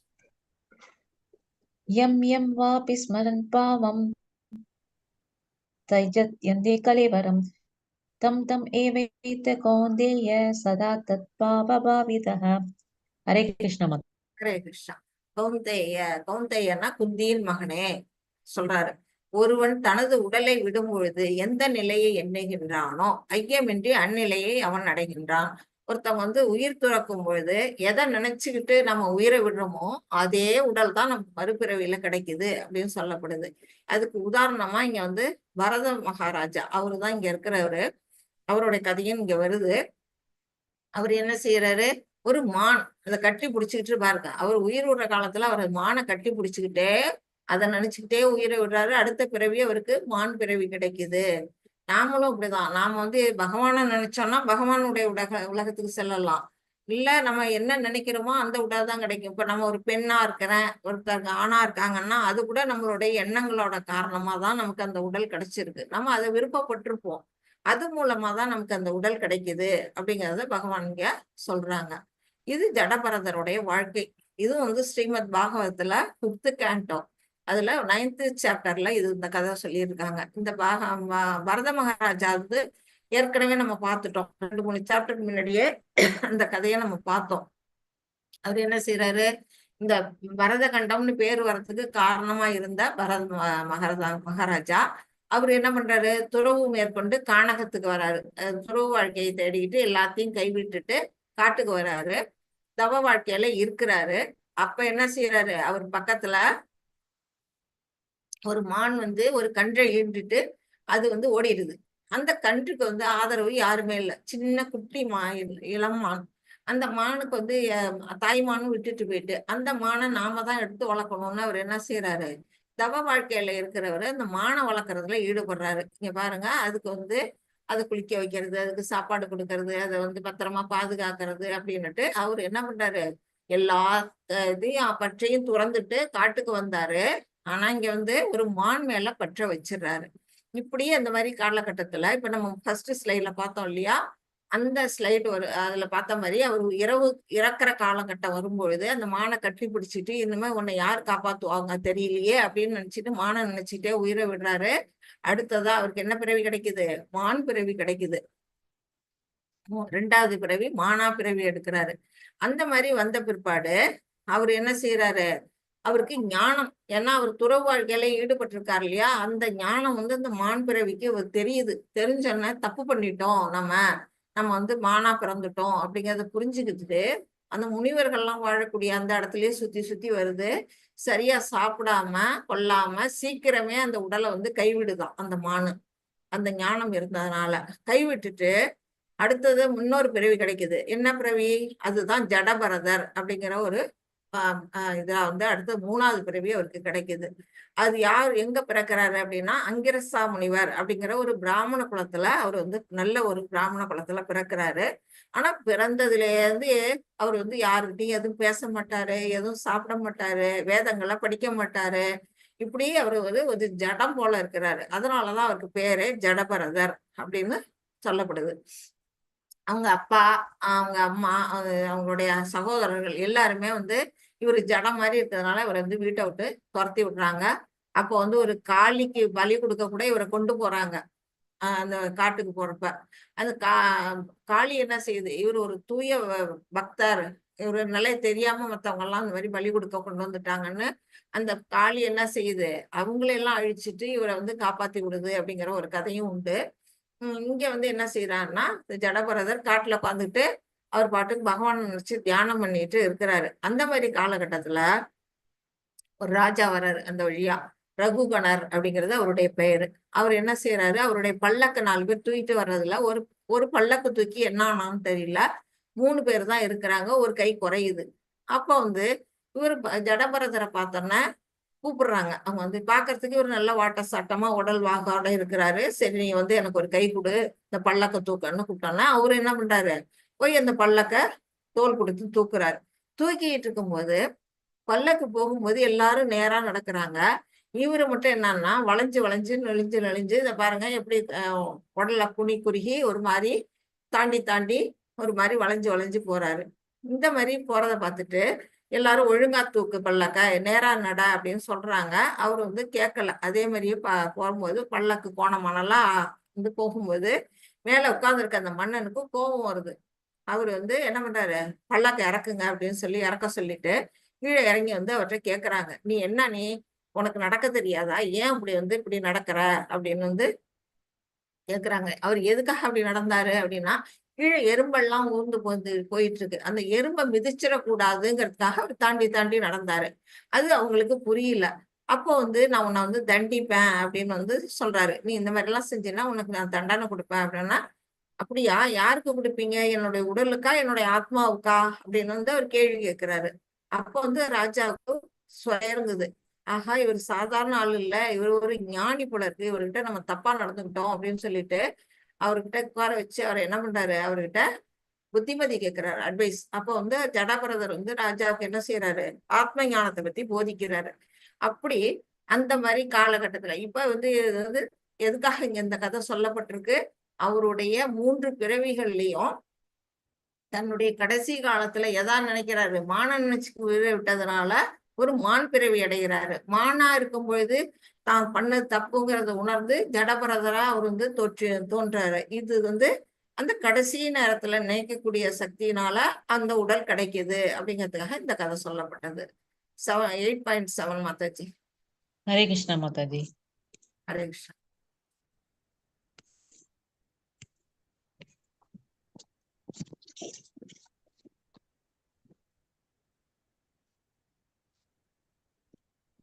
तस्मात् सर्वेषु कालेषु माम् अनुस्मय युत्य च मय्यर्पित मनोबुद्धिर्मामे वैचयस्मयः हरे कृष्ण। ஹரே கிருஷ்ணா. எனவே அர்ஜுனா, என்னை இந்த கிருஷ்ண உருவில் எப்போதும் எண்ணிக்கொண்டு, இப்ப பகவான் கிருஷ்ணர் வந்து அங்க பார்த்த சாரதியா குருஷேத்திர போர்க்களத்துல தன் கூடவே இருக்கிறார், அர்ஜுனர் கூடவே. இந்த உருவத்தை, கிருஷ்ண உருவத்தை நீ எப்போதும் எண்ணிக்கொண்டு, அதே சமயம் உனக்கு விதிக்கப்பட்ட கடமையான போரிடுதலையும் செய்வாயாக. அர்ஜுனனுக்கு என்ன கடமை? ஒரு சத்திரியன். அவனுடைய கடமை என்ன? போர்க்களத்துக்கு வந்தா போர் புரியணும். அப்ப என்ன, எப்படி போர் புரியணும்? பகவானை நினைச்சுக்கிட்டு பகவான் விருப்பப்படி அவருக்கு அர்ப்பணிச்சு, அதில் வரக்கூடிய நன்மை தீமைகளை பகவானுக்கு அர்ப்பணிச்சு நீ உன்னுடைய கடமையா இருக்கக்கூடிய போரிடுதலை செய்வாயாக. உன்னுடைய செயல்களை எனக்கு அர்ப்பணித்து, அதான் சொல்ற, செயல்கள்லாம் எனக்கு அர்ப்பணிச்சுட்டு உன்னுடைய மனதையும் புத்தியும் என்னில் நிலைநிறுத்து. எப்போதும் நீ என்ன செய்யணும்? என்னை பத்தி யோசி, என்னை பத்தியே நினைச்சுக்கிட்டு இந்த நிலையில நீ என்னையே அடைவாய். இது மாதிரி நீ செஞ்சினா கடைசியா நீ வந்து என்னையே அடைய முடியும் அப்படின்னு அர்ஜுனனுக்கு சொல்றாரு. இந்த பிக்சர்ல பாத்தீங்கன்னா இது யாரு அப்படின்னா பிரகலாத் மகாராஜ். எல்லாருக்கும் தெரியும், அவரு ஒரு அசுர குலத்துல பிறந்தாரு. அசுர குலத்துல பிறந்தாலும் பகவான் விஷ்ணுவோட மேல பக்தி, அவர் குழந்தை பிறந்ததுல இருந்து பகவான் மேல பக்தியோட இருக்கிறாரு. அவருடைய அப்பாவான இரண்யகசிபு என்ன பண்றாரு? அவர் வந்து தான் பெரிய ஆளுன்னு ஊர் மக்கள், நாட்டு மக்கள் எல்லாரையும் வந்து ஓம் இரண்யகசிபுவே நமகன்னு சொல்ல வச்சுக்கிட்டு இருக்கிறாரு. ஆனா அவருடைய குழந்தையா இருக்கக்கூடிய பிரகலாதன் என்ன செய்யறாரு? ஓம் நமோ நாராயணா அப்படின்னு அவரு உச்சரிக்கிறாரு. யாருகிட்ட? அவருக்கு கல்வி கற்கிறதுக்கு வந்து சுக்கராச்சாரியாரோட பசங்களா இருக்கக்கூடிய சண்டமாகும் மத் அப்படிங்கிற அவங்ககிட்ட 2 பேர்த்தையும் அனுப்புறாங்க. அங்க வந்து குருவையே அவர் வந்து நீ சொல்றது தப்பு, ஓம் நமோ நாராயணா தான் சொல்லணும் அப்படின்னு சொல்லி அவங்க சொல்றதை கேட்க மாட்டாரு. அவங்க ஓடி போய் ராஜா கிட்ட சொல்லுவாங்க, நானும் எவ்வளவு ட்ரை பண்ணா உங்க பிள்ளை கேட்க மாட்டேங்குதுன்னு. அப்புறம் அவங்க இல்லாதப்ப என்ன செய்யறாரு? அந்த அசுர குலத்துக்கு சிறுவர்கள் எல்லாருமே குருகுலத்துல படிக்கிறாங்க, எல்லா சிறுவர்களும். இவரு ராஜா வீட்டு பிள்ளை, மத்தவங்க எல்லாம் சாதாரண மக்கள். எல்லாருமே வந்து என்ன, அசுர குலத்துல பிறந்தவங்க. அவங்க எல்லாருமே வந்து என்ன சொல்றாரு? ஓம் நமோ நாராயணா சொல்லுன்னு சொல்லி எல்லாரையும் ஆடி பாடி சந்தோஷமா அவர் வந்து அங்க கொண்டாடிட்டு இருக்கிறாரு. அப்ப அந்த குழந்தைங்க எல்லாம் கேக்குது, நீ மட்டும் எப்படி, உங்க அப்பா வந்து அசுரனா இருக்கான், நீ எப்படி பக்தனா இருக்கிற அப்படின்னு வந்து கேட்கும் பொழுது அவர் சொல்றாரு, எங்க அப்பா வந்து காட்டுக்கு தவம் பண்ண போனப்ப எங்க அம்மா கையாது வந்து வயித்துல நான் இருந்தேன். இந்திரன் என்ன பண்ணாரு? இந்த அசுர குலத்துல அடுத்த வாரிசு அழிக்கணும்னு எங்க அம்மாவை கொல்றதுக்கு ட்ரை பண்ணாரு. அப்ப நாரதர் மகரிஷி வந்து இல்ல அந்த கையாது வயத்துல இருக்க குழந்தை வந்து பக்தன், தூய பக்தன், அவளை என்கிட்ட விடு, நான் பாத்துக்கிறேன் அப்படின்னு சொல்லி எங்க அம்மா கூட்டிட்டு போய் அவருடைய ஆசிரமத்துல வச்சு அவர் டெய்லி இவருக்கு வந்து பாகவத கதைகள் எல்லாம் சொல்றாரு. அவர் கர்ப்பத்துல இருக்கும் பொழுதே அந்த கதைகளை கேட்டு கேட்டு தூய பக்தனா வந்தேன் அப்படின்னு வந்து இந்த குழந்தைங்கிட்ட அவர் சொல்றாரு. அப்படிப்பட்ட நிலையில அவர் கர்ப்பத்திலேயே அவர் என்ன செய்யறாரு? அது முக்தி பெற்ற ஆத்மாவா அவர் வெளியில வராரு, கர்ப்பத்திலேயே திருவாகிறாரு அப்படிங்கிறது சொல்லப்பட்டிருக்கு. 8.8 மாதாஜி. हरे कृष्णा माता जी। ஹரே கிருஷ்ணா.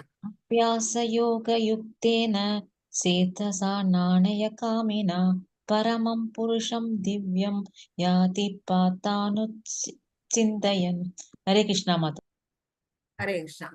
பரமபுருஷ பகவானான என்னை தியானித்து, பகவானையே நினைச்சு எப்போதும் தனது மனதை பகவானை நினைப்பதில் ஈடுபடுத்தி இவ்வழியிலிருந்து சற்றும் பிறழாது பயிற்சி செய்பவன். இப்படி இறைவனை வந்து நம்ம என்ன எப்படி வணங்கணும்? 24/7 நம்மளுடைய 365 நாட்கள்லயும் 24/7 வந்து என்ன செய்யணும்? பகவானை இடைவிடாம நினைக்கணும். அப்படி நினைக்கிறதுனால என்ன லாபம் நமக்கு? அதோட பலன் என்ன? நிச்சயமாக என்னையே அடைகின்றான். அவன் வந்து வேற எங்கேயும் போக மாட்டான், என்னை வந்து அடைவான் அப்படின்னு சொல்றாரு. இப்ப நாமெல்லாம் இறந்தோம்னா நம்மளெல்லாம் அழைக்க யார் வருவா? யமதூதர்கள் வருவாங்க. ஆனா அப்படிப்பட்ட பக்தனை அழைக்க யார் வரா? விஷ்ணுலோகத்துல இருந்து விஷ்ணுதூதர்கள் வராங்க. அவங்க வந்து புஷ்பக விமானத்துல ஏத்திக்கிட்டு போறாங்க. அந்த மாதிரி ஒரு பக்த நிலைக்கு நீ வா அப்படின்னு வந்து இங்க பகவான் சொல்றாங்க. இது வந்து ஸ்ரீமத் பாகவதத்துல, இதுவும் ஸ்ரீமத் பாகவதத்துலதான். எல்லாமே இதுக்கு ரெஃபரன்ஸ் எல்லாமே ஸ்ரீமத் பாகவதத்துல நமக்கு இருக்குது. பாத்தீங்கன்னா அதுல வந்து 6வது கேண்டோல 1st சாப்டர்ல இந்த கதை வந்து சொல்லப்பட்டிருக்கு. என்ன கதை அப்படின்னா, இங்க இருக்கிறவர் வந்து யாரு அப்படின்னா, ஒரு கான்யா குப்ஜா அப்படிங்கிற ஒரு ஊர்ல வசிக்கக்கூடிய ஒரு அந்தணன். அந்த ஒரு பேர் என்ன அப்படின்னா அஜாமிலன் அப்படிங்கிறவர். அவர் வந்து ஒரு தூய ஒழுக்கமா தான் வாழ்ந்துகிட்டு இருக்கிறாரு. தன்னுடைய மனைவி, மக்கள், தாய், தந்தை எல்லாரோடையும் அவர் வந்து நல்லபடியா வாழ்ந்துகிட்டு இருக்கிறாரு. ஆனா அவர் என்ன செய்யறாரு, ஒரு நாள் வந்து காட்டு வழியா போகும் பொழுது ஒரு காணக்கூடாத ஒரு காட்சியை பாக்குறாரு. இங்க ஒரு ஆண் பெண் வந்து என்ன செய்யறாங்க, உறவு கொள்றத இவரு பார்த்த உடனே அவருடைய மனம் என்ன செய்யுது, சஞ்சலம் அடையுது. ஹரே கிருஷ்ணா பிரபு, மியூட் போட்டுங்க. ஹரே கிருஷ்ணா.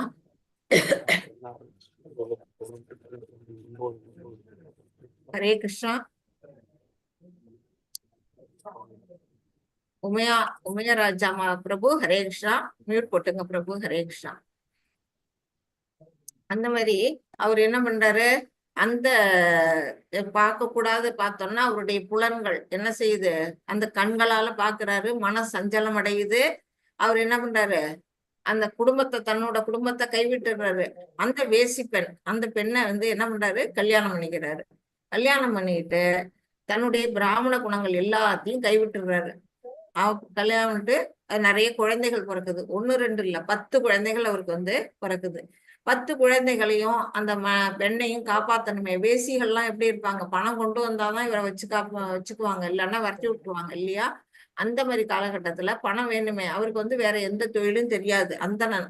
அதனால அவர் என்ன செய்யறாரு, காட்டு வழியா போகக்கூடிய மக்கள்கிட்ட எல்லாம் வந்து கொலை பண்றது, கொள்ளை அடிக்கிறது, அடுத்தவங்களை ஏமாத்துறது, சூதாடுறது, இப்படி செய்யக்கூடாத அனாச்சாரமான வேலைகள், எல்லா பாவகாரியங்களும் வந்து செய்யறாரு.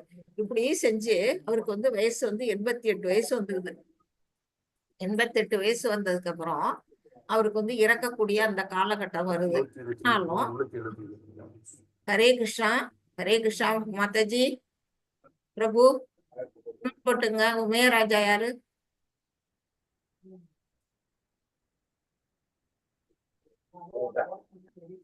இன்னொன்று சில்லறை இல்லாம எங்க என்ன சில்லறை கொடுக்குறீங்க, மேல போய் கேட்டேன் அவரும் தர மாட்டாரு.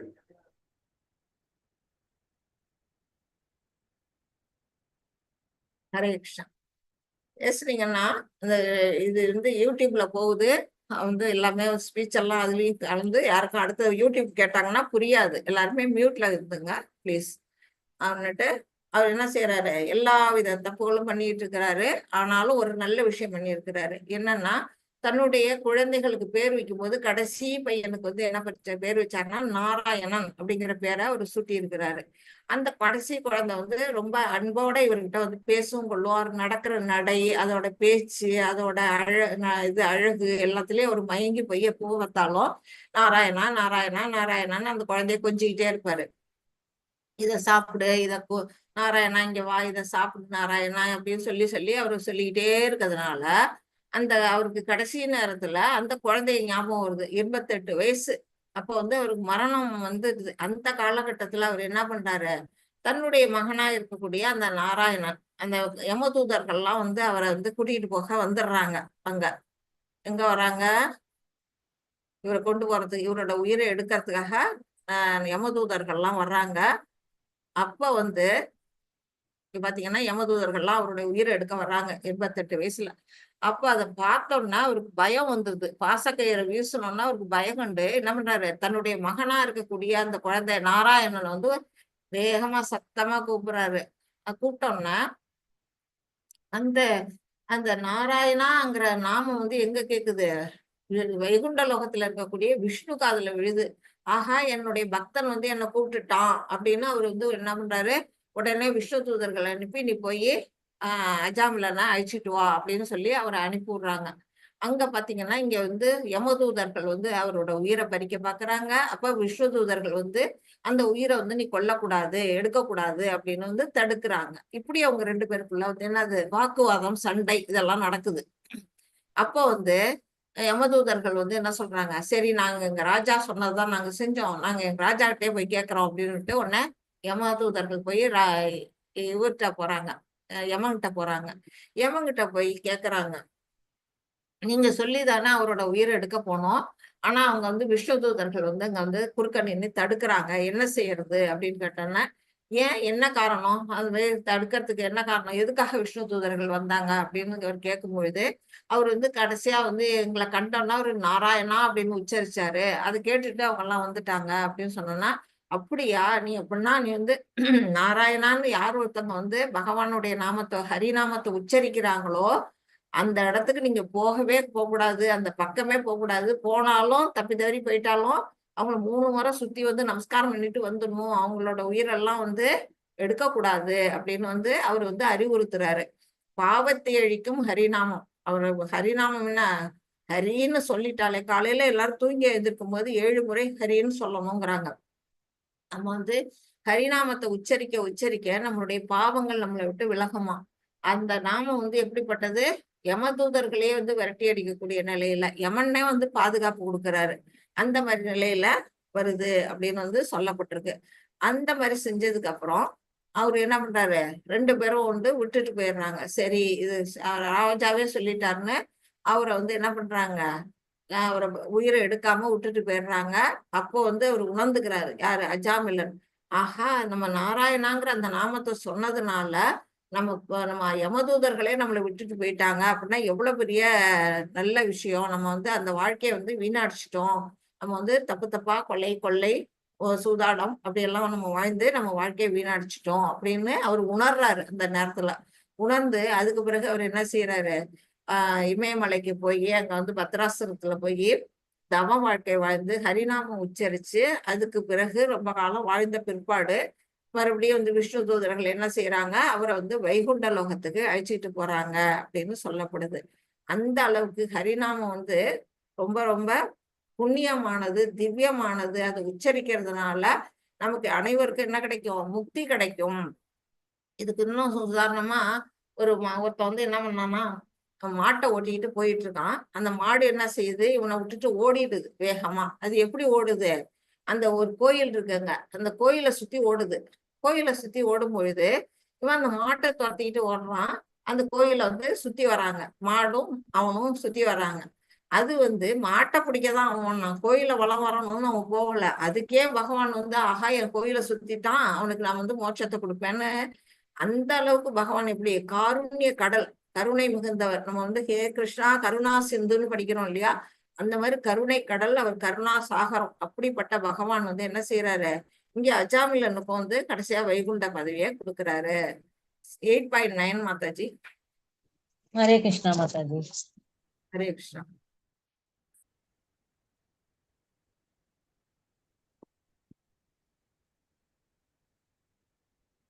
ஹரே கிருஷ்ணா.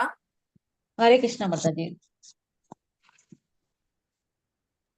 படிக்கிறீங்களா? ஹரே கிருஷ்ணா. இருக்கேன் மாதாஜி. Okay okay. கவிம் புராணம் அனுசாசிதாரம் அனியாம் சம் அனுஸ்மரேத்ய சர்வஸ்ய தாதாரம் அச்சிந்திய ரூபம் ஆதித்ய வர்ணம் தமச பரஸ்தாத். ஹரே கிருஷ்ணா மாதாஜி. ஹரே கிருஷ்ணா. பகவான் அப்படிப்பட்ட பகவான், அவருடைய குணநலன்கள் என்ன அப்படின்னு இந்த ஸ்லோகத்துல சொல்லியிருக்கிறாங்க. எல்லாம் அறிந்தவர், அவரு வந்து தெரியாத விஷயமே கிடையாது. எல்லாருடைய இதயத்தில் இருக்கிறாரு, எல்லாமே உணர்ந்தவர், மிகவும் பழமையானவர். இந்த உலகம் எல்லாம் தோன்றதுக்கு முன்னாடி ஆதி புருஷனா அவருதான் இருந்தாரு. பாத்தீங்கன்னா நம்ம பிரளய வெள்ளத்துல வந்து ஒரு ஆளிலையில கிருஷ்ணர் வந்து குழந்தையா வந்து கால் விரல் சப்பிக்கிட்டு வருவார், நம்ம எல்லாம் பார்த்திருக்கிறோம். அந்த நிலையில உலகமே அழிஞ்ச காலகட்டத்திலேயே பகவான் ஒருத்தர் தான் இருந்தாரு. அப்படி ஒரு பழமையானவர், கட்டுப்படுத்துபவர். உலகம் எல்லா 14 உலகம், மற்ற அண்டங்கள், அதுல வாழக்கூடிய உயிர்வாழிகள், தேவர்கள் எல்லாத்தையும் கட்டுப்படுத்தக்கூடிய திறமை அவர்கிட்ட தான் இருக்கு. அணுவை விட சிறியவர். அவருடைய உருவம் எவ்வளவு சின்னதான்னா, நம்ம வந்து நம்மளுடைய உயிர் வாழியோட ஆத்மாவுடைய சைஸ் என்ன அப்படின்னு நம்ம பார்த்தோம். அது வந்து எங்க இருக்குது, வந்து நம்மளுடைய முடியோட 10,000ல் 1 பங்கு அப்படின்னு நம்ம சொல்லப்படுது.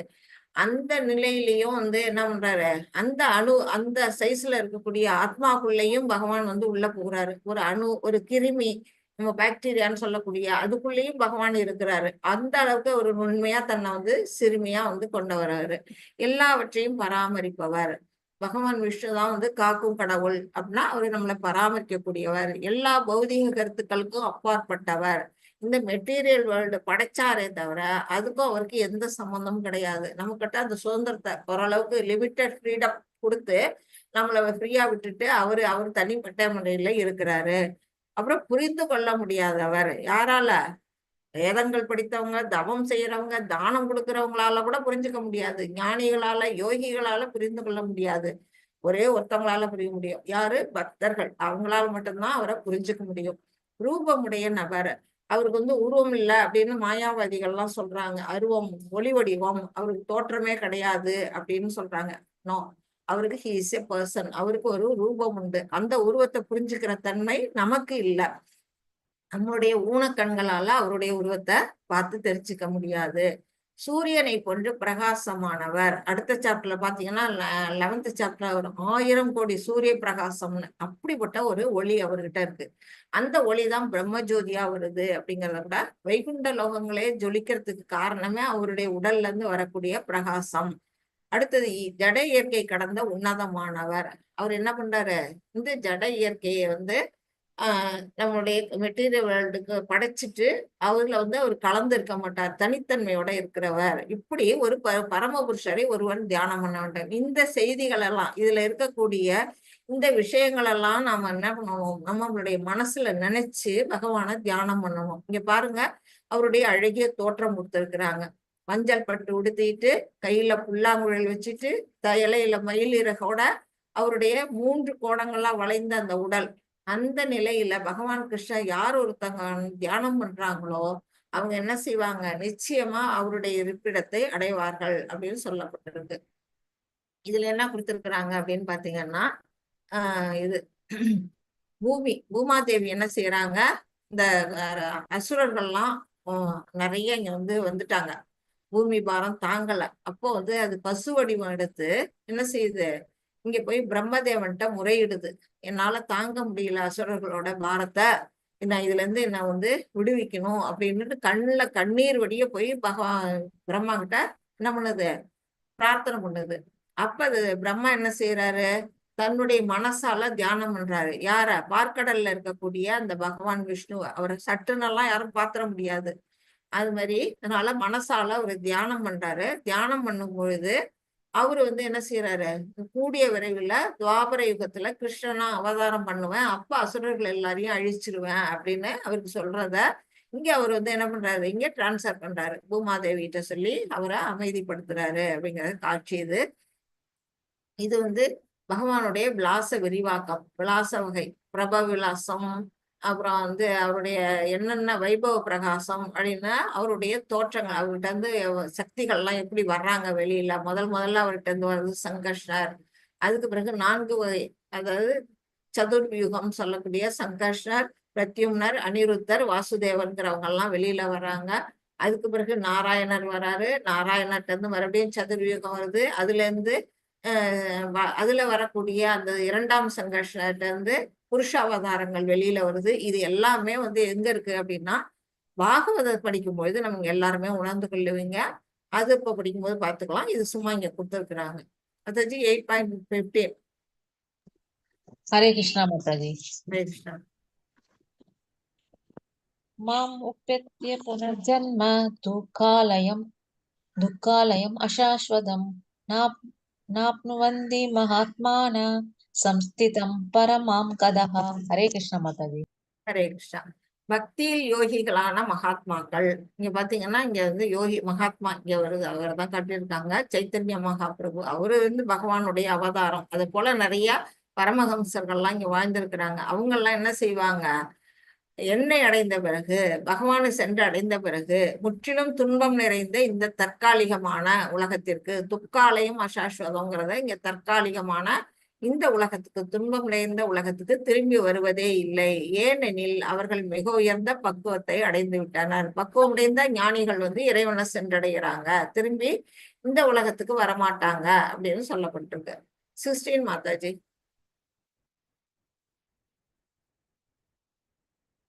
ஹரே கிருஷ்ணா.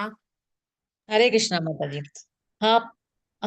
பிரம்ம புவனாலோக புனர் ஆவர்த்தினோ ஜனா மாமுபத்ய கௌந்தேய புனர்ஜன்மனா வித்யதே. ஹரே கிருஷ்ணா மாதா. ஹரே கிருஷ்ணா. ஜட உலகத்தின் மிக உயர்ந்த லோகம் எது? 14 உலகங்கள்ல உயர்ந்ததுன்னு சொல்லக்கூடியது சத்தியலோகம். பிரம்மா வாழக்கூடிய அந்த பிரம்மலோகம். அந்த உலகத்திலிருந்து கீழே இருக்கக்கூடிய பாதாள லோகம் வரையிலும் எல்லா உலகங்களும் என்னன்னா அழியக்கூடியதுதான். பிரம்மலோகமும் அழியும். பிரம்மருக்கும் ஆயுள் வந்து ஒரு காலகட்டத்துல முடிஞ்சிரும். அததான் வந்து இங்க சொல்றாங்க. பிறப்பும் இறப்பும் மாறி மாறி நடக்கும், துன்பம் நிறைந்த இடங்கள் தான் எல்லாமே. ஆனால் குந்தியின் மகனே, என்னுடைய இடத்தை அடைவன் என்றும் மறுபிறவி அடைவதில்லை. இப்ப வந்து சொர்க்கலோகம் பாத்தீங்கன்னா கலவரம் பாருங்க, அங்க தேவர்களுக்கும் அசுரர்களுக்கும் போர் நடக்குது. அந்த நிலையிலே தான் கலவரம் நேர்ந்த சொர்க்கம். பூலோகம் எப்படிப்பட்டது? எந்த நேரத்துல யாரு அணுகுண்ட வீசுவாங்களோ அப்படின்னு வந்து ஒரு பயம் இருந்துகிட்டே இருக்கு. எல்லாம் நாட்டுக்கு நாடு அணுகுண்ட தயாரிச்சு வச்சிருக்கிறாங்க. அந்த நிலையில பூலோகம் இருக்கு. நரகமோ மிகவும் கடுமையானது. பிடிச்சி எல்லாரையும் யமன் என்ன பண்றாரு? நெருப்பு கோழியில தள்ளுறாரு. இப்படி எல்லா உலகங்களும் அழியக்கூடியதுதான். ஆனா பகவானுடைய உலகம் அழிவற்றது அப்படிங்கிறது இங்க சொல்லப்பட்டிருக்கு. 17, 18, 19 சட்டன் படிங்க மாதாஜி. ஹரே கிருஷ்ணா மாதாஜி. ஹரே கிருஷ்ணா.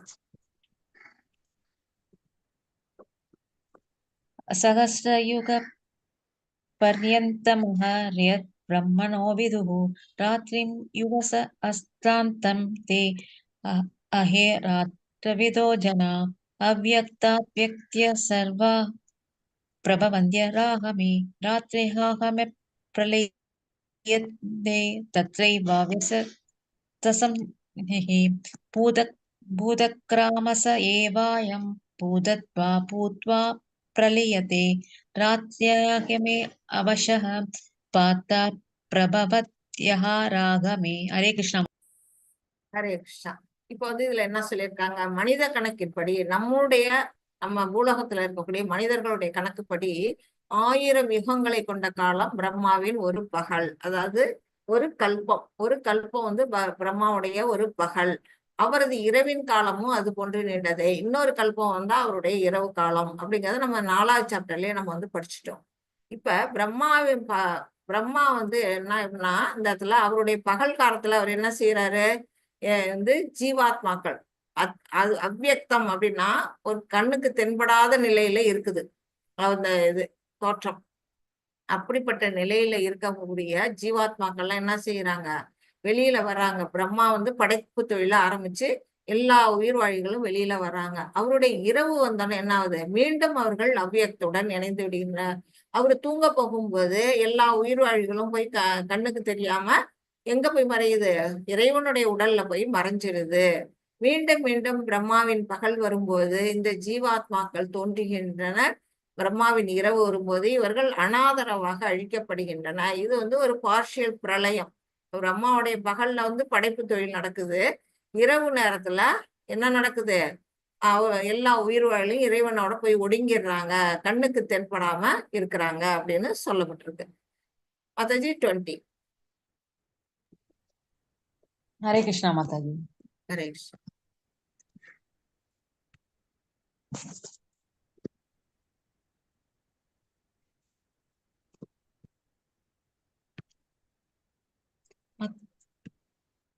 हरे कृष्णा. हरे कृष्णा माताजी. Yes, Mataji. परस्तस्मात् पावो अन्यो अव्यक्तो अव्यक्तास्तनादनः यस सर्वेषु भूतेषु नश्यत्सु न विनश्यति. हरे कृष्णा माताजी. ஹரே கிருஷ்ணா. இருப்பினும் தோன்றி மறையும் இந்த ஜடத்திற்கு அப்பால் நித்தியமானதும் திவ்யமானதும் மற்றொரு தோன்றாத இயற்கை உள்ளது. அதாவது இப்ப இந்த 14 உலகங்களும் என்ன செய்யும்? தோன்றி தோன்றி மறையும், தற்காலிகமானது. இந்த 14 உலகங்களும் அழியக்கூடியது. ஆனா அதுக்கு அப்பால் எது அழியாம இருக்குது? பகவானுடைய வைகுண்ட லோகங்கள் சொல்லக்கூடிய லோகங்களும் அதுக்கு மேல இருக்கக்கூடிய கிருஷ்ண உலகமும் என்ன செய்யுது? அழியாதது. அது எப்படிப்பட்டது? பரமமானது, என்றும் அழிவடையாதது. இவ்வுலகில் உள்ள அனைத்தும் அழிவடையும் போதும் அப்பகுதி அழிவடையதில்லை. அந்த உலகம் வந்து நிரந்தரமா இருக்கு அப்படிங்கிறத பகவான் வந்து இங்க சொல்றாங்க. மாதாஜி 24, 25. हरे कृष्णा माताजी. ஹரே கிருஷ்ணா. अग्निर्ज्योतिरहक्षुस्व